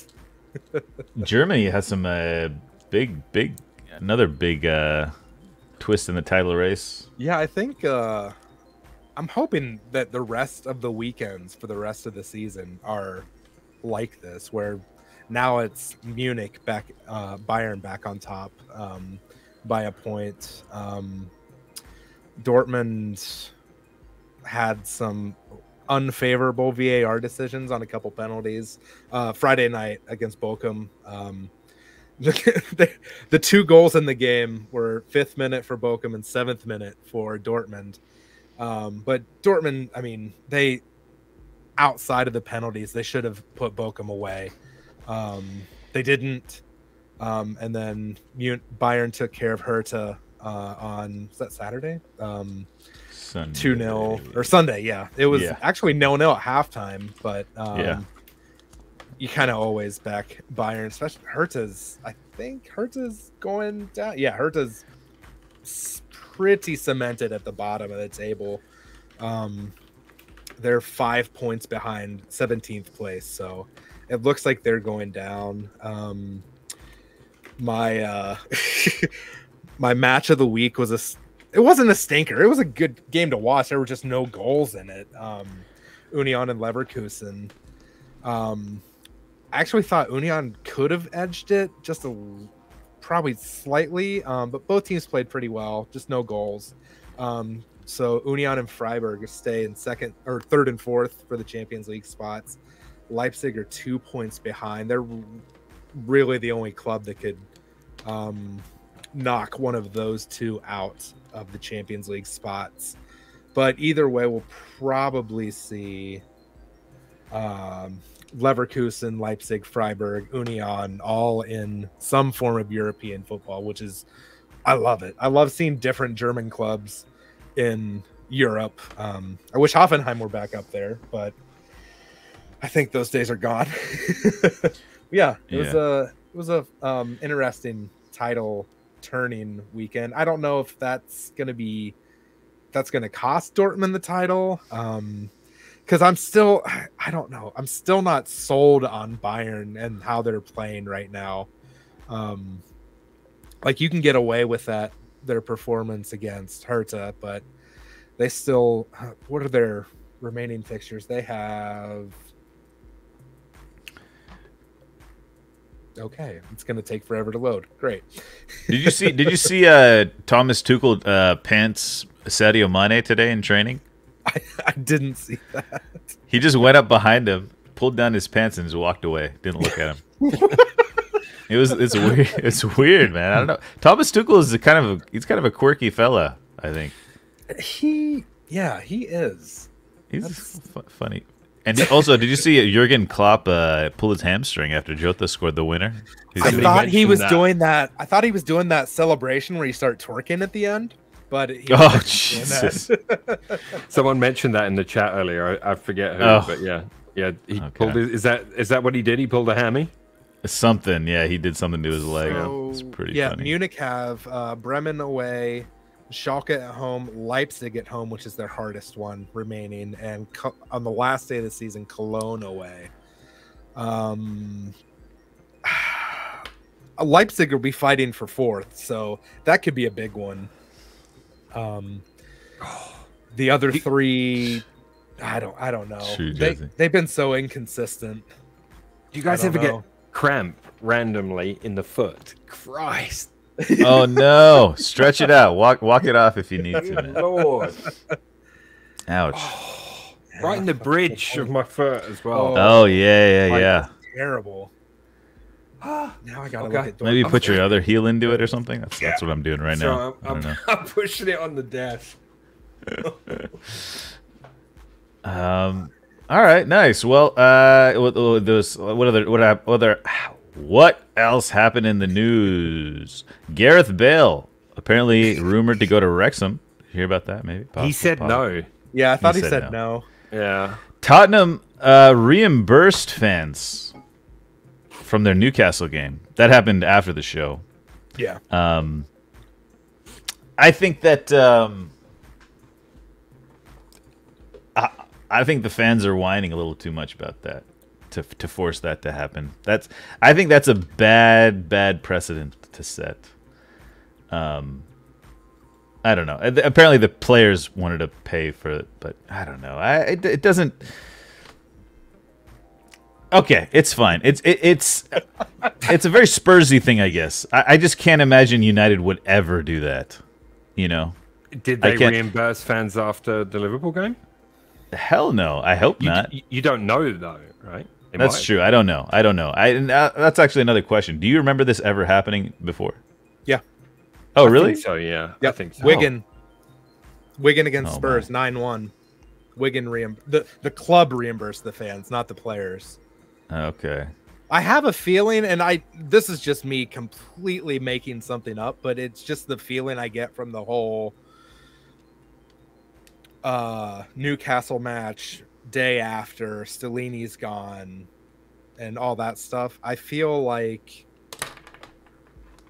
when Levy was meeting with the players committee, he's like, listen, you're reimbursing the tickets for this game. Like it was a directive from him. It may not have been, but that's just the feeling that I get from this situation. Arsenal are the first side to go 4 consecutive Premier League games winless while starting the day top for each match since Arsenal themselves in March of 2008. That's a pretty wild statistic. Like that's a skid, man. That's a skid. Look, it isn't, isn't it? It's also the longevity of the season, and consider the team that's chasing us, man. Like I don't know. I'm never gonna. There's nothing that I'm gonna read that's gonna make me go, oh my god, what an absolute, like, this season's been a success, man. No matter what happens there. 3 draws in a row. I mean, yeah. Okay, yeah, all right. You better pray that you don't draw 3 games in a row anytime soon, because I will bring that back. But the way, I mean, look, I'm just gonna say this, and I don't want to give any confidence to Liverpool fans, but that 7-0 loss against Liverpool, it knocked the wind out of our sails. We were on a pretty good run there. And maybe that 2-2 draw against Liverpool knocked the wind out of Arsenal's sails a little bit. I think you said you're into the people watching and reactions and stuff like that. I think it was the Southampton one. Watching the players, more than a handful of them, just fall down after the final whistle in that game. I think that was the moment for me. I don't know. That was pretty big. It may have meant absolutely nothing. That was just the sense I got from watching them. All right. Anyways, I don't got anything else, guys. You guys got anything? I'm reading the chat. I mean, like I said, rival fans are going to enjoy it and they're going to talk about it. You will never sell me that we haven't had a season beyond all of your expectations. If I could find more to try, if I could find your prediction from the beginning of the season, you probably said Arsenal would finish 6th. Let me see if I can pull that up. Sinzero, I've got no idea. All the pundits were saying Arsenal would struggle to make top 4. No one gave us a prayer of being in a title fight. So it literally doesn't matter what anyone says. We outdid all of your expectations. I'm gonna read out where everyone who submitted a prediction put Arsenal. I think I put 2nd, right? I put Cash, 2nd, I think I went 5. Cash had him 4th. Stefan had him 4th. Extreme had him 5th. Yeah. Linmer had him 6th. Castle had him 6th. Milo had him 3rd, which could still possibly happen. Culture had him 6th. Hoff had him 4th. Sacco had him 3rd. Greg, nowhere to be seen. Oh no, sorry. 5th. 4th. Sorry, Greg. Sorry. So take the average, take the mean of that, and my point stands. Not one of those people had us in a title fight. Let me just say that Dovlek had him 2nd. Okay. That's the best. Good for That's Dovlek. the only person who put him 2nd. Only one person did not have him. I 100%, if you'd have offered me a title fight and guaranteed top 4 at the start of the season, I would have chewed your feckin' arm off. Do you know what I'm saying? Like, if you have to look at it like that, it's the only way, because And now I'm looking back at the club, right? The club have come out and exceeded my expectations. I'm now looking back at the club. All right, what do you do from here to make sure that next time we can get it over the line? That's where we're at. Oh, that was a start question, by the way. That is a start question. Question for it's later now. What is success for your team next season? After this season, I think for United it is in the title race. It's got to be. We got to be in the title race. I don't think we'll win it because I think City's just too far along in their development. I think it depends on. I don't think City's lot. I think Gundogan and Bernardo Silva may leave City as well, so we'll depend on how they do in the summer transfer window. But with Haaland up there and the rest of the team, I can't see them not being in a title fight. For City's to lose, but and for me, is to get to be in the title fight again, and also at least get into like the knockout stage of the Champions League. Quarterfinals, something like that. Obviously further if we can, but that would be whatever happens is to get into the knockout phase of the Champions League and to be in the title race again. Those would be what I now expect, right? That's where I'm curious. Will the club match that now, or will they go, well, we're close enough? Like that's where I'm at. Yeah. How about you, Hoff? Find a fucking identity. That's all. Yeah. That's all I'm asking for. Yeah. Hey, that's exactly what I was asking for, after our Ole and Rangnick stint, that just pattern of play, and a nice pattern of play. And have like the fortitude, I don't know if that's the right word, have the resolve to actually like see it through. When you lose 3 games against like Newcastle and you lose away to Burnley and I don't know, Everton's going down, so not Everton, to I don't know, Leeds if they stay up. Like, don't sack the manager. Like, see it through. Yeah. What Hoff, hey, Ed. Do you think if Harry Kane moves on, do you not think it could be a tough next season for Tottenham in that front? Because you'd have to replace him with somebody, but there's not like an abundance of world-class centre forwards available. And if there is, there's other clubs that are gunning for them too. Real Madrid. I mean, they're not Man United. You're not going to replace them. It's a money ball thing where you try to get like 2 or 3 guys to replace.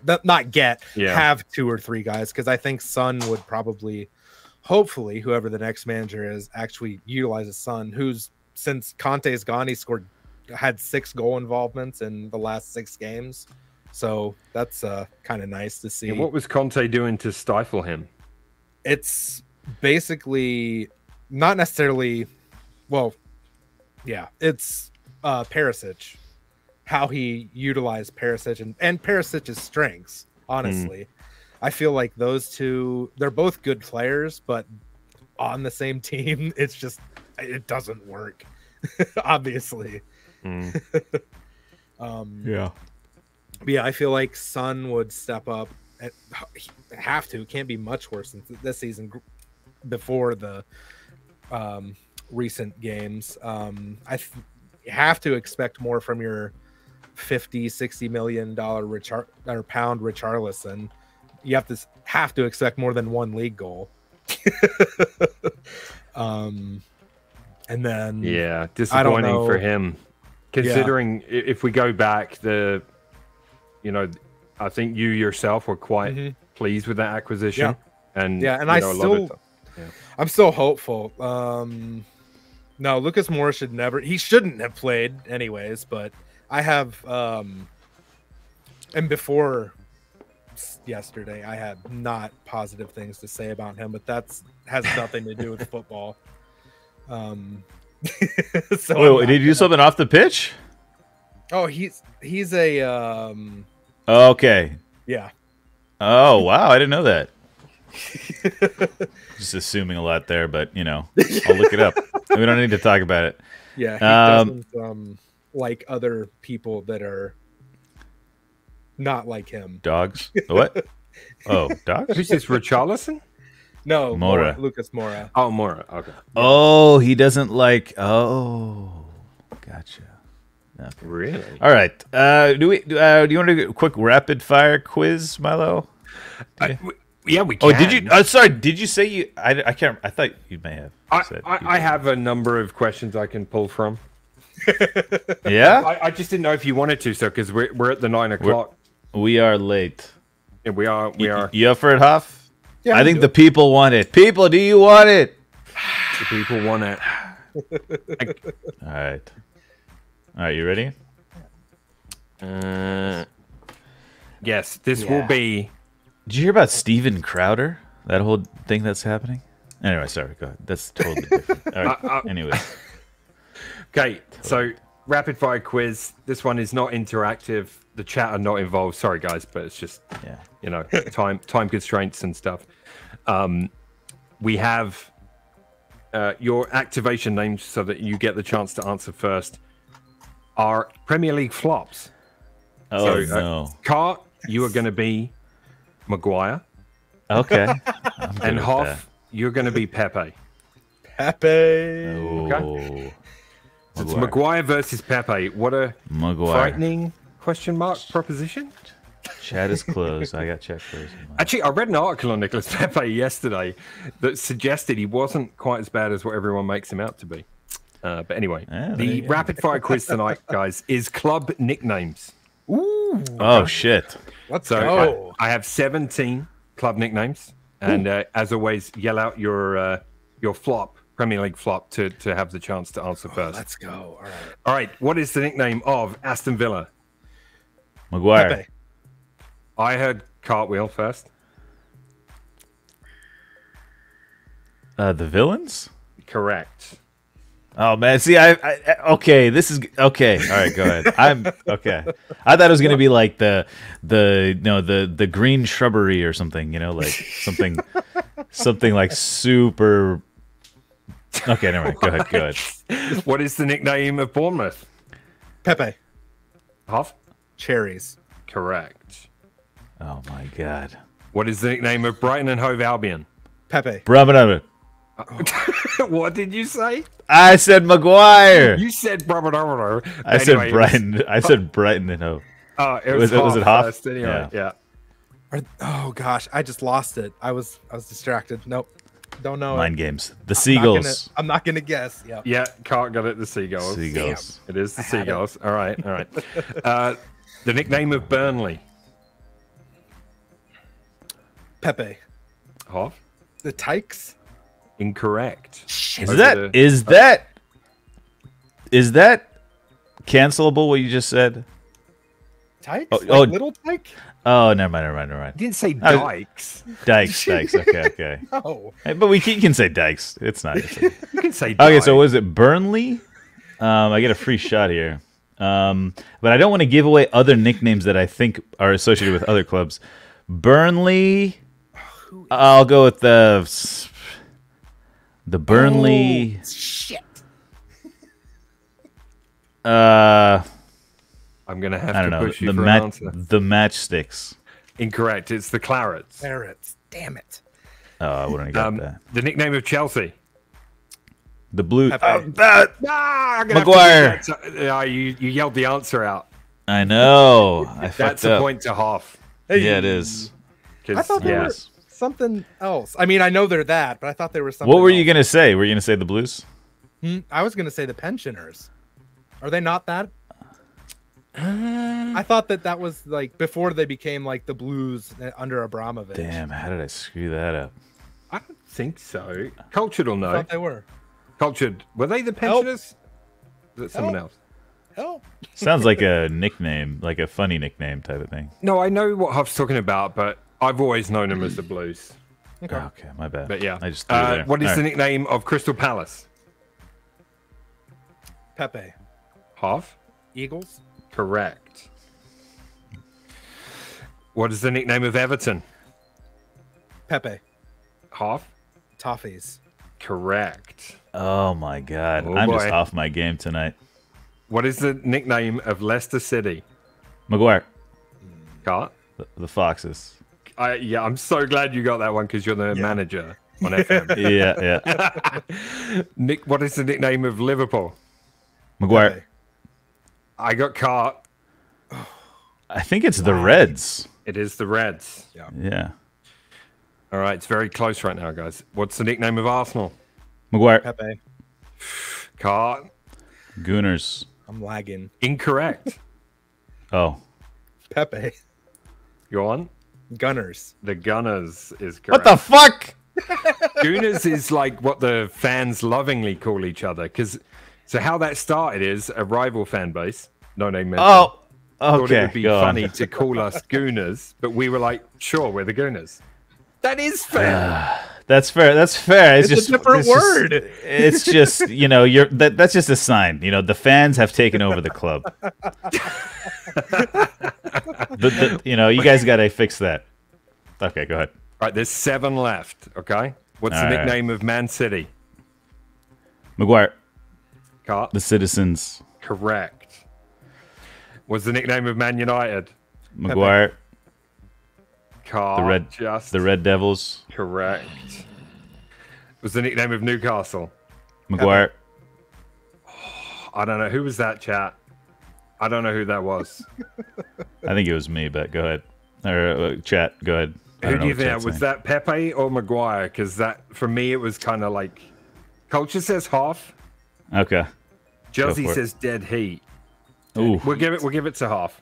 Okay, go ahead. All right, half. Magpies. Correct.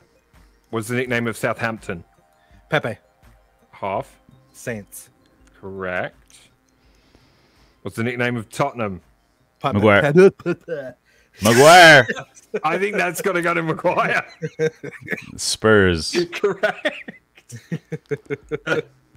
What's the nickname of West Ham?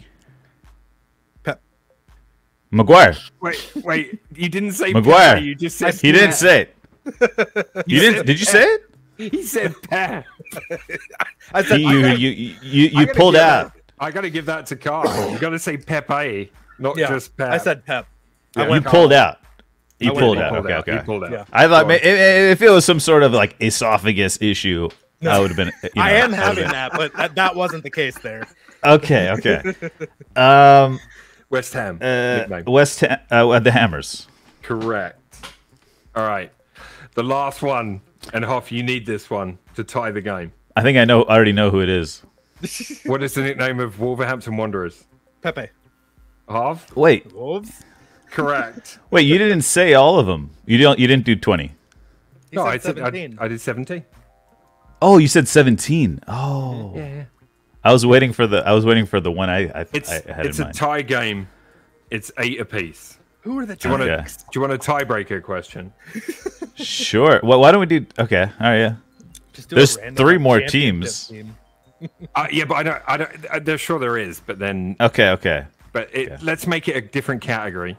Okay. Brand new question. You know what? I was waiting for the Hornets. Closest to the number. Yeah. So here you go. Okay. This is good. All right. Okay. This is the tiebreaker question. You get 1 answer each, and whoever's closest wins. I'm looking for the capacity of. We've had that one before. Brighton and Hove Albion. Ooh.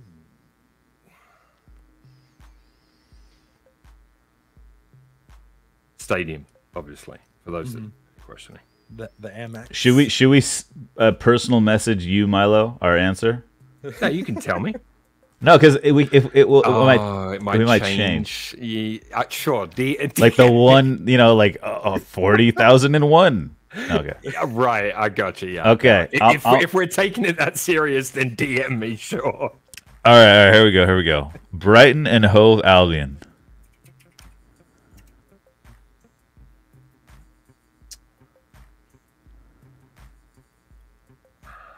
Okay. I have my answer. Submit it to the judges. I sent mine on Discord. Okay, got it. Yeah. Where have you sent I'm yours? changing mine. Hold on. Did I just making sure I didn't send in the group chat? Okay, good.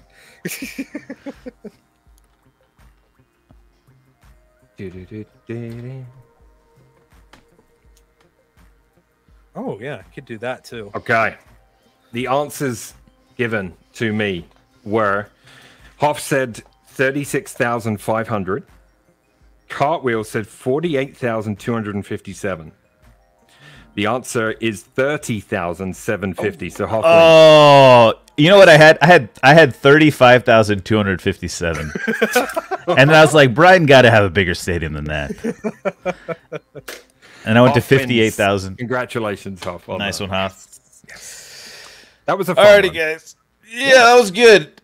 Oh man, it's a good one. We yeah. might play some Chivalry 2 tomorrow then, Cart. Yeah, Chivalry 2 tomorrow over at Milo's tomorrow in the evening. Free on Very PSN possible. Plus. Free if tonight, anybody I wants... think. Yeah. Oh yeah, at midnight. And yeah, and then I'm planning on having a showdown with Greg at some point as well. We need to settle this Kevin De Bruyne Bruno Fernandes debate, which no one seems to understand. That if you never mind. No one understands it, so we can't even go into it. What else is happening? Arsenal Chelsea tomorrow. United Brighton on Thursday. That's about what I get cultured as well in a week off. It's a nightmare, isn't it? Madrid, Sociedad on Tuesday.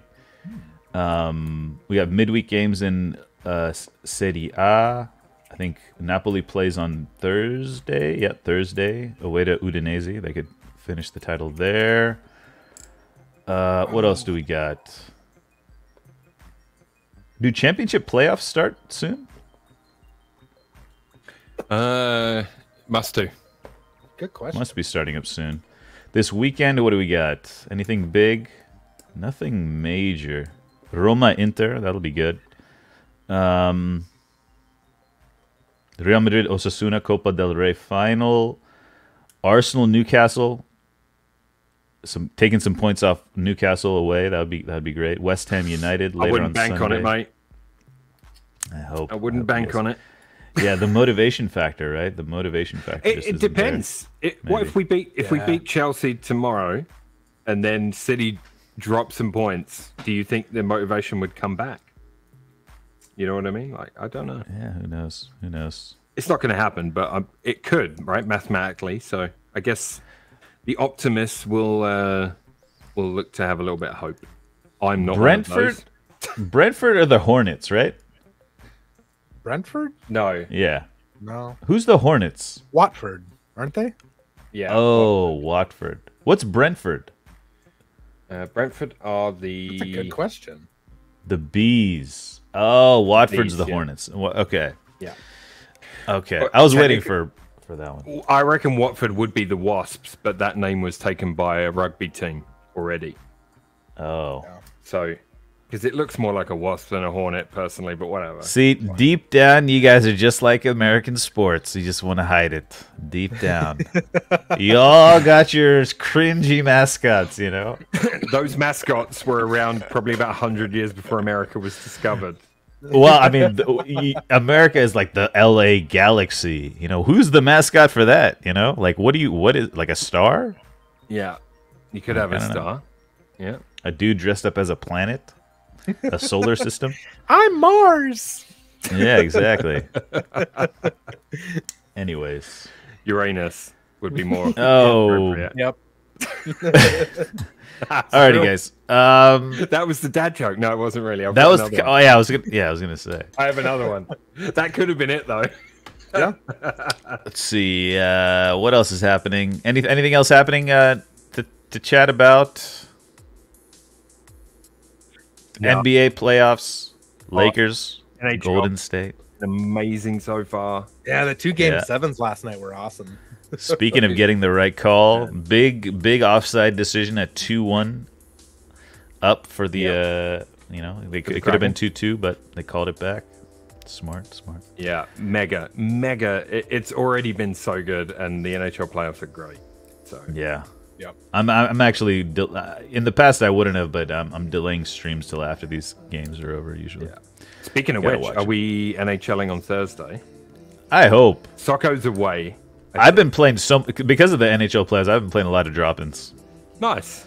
I might start playing NHL on stream more often, but just team play for team play reasons. Yeah. Yeah, I don't know. Might have to try to convince you guys to play a couple more nights a week. Who knows? All right, we have a dad joke to write us off. We do, and it's a beauty. Uh-oh. Why did the egg hide? It was a little chicken.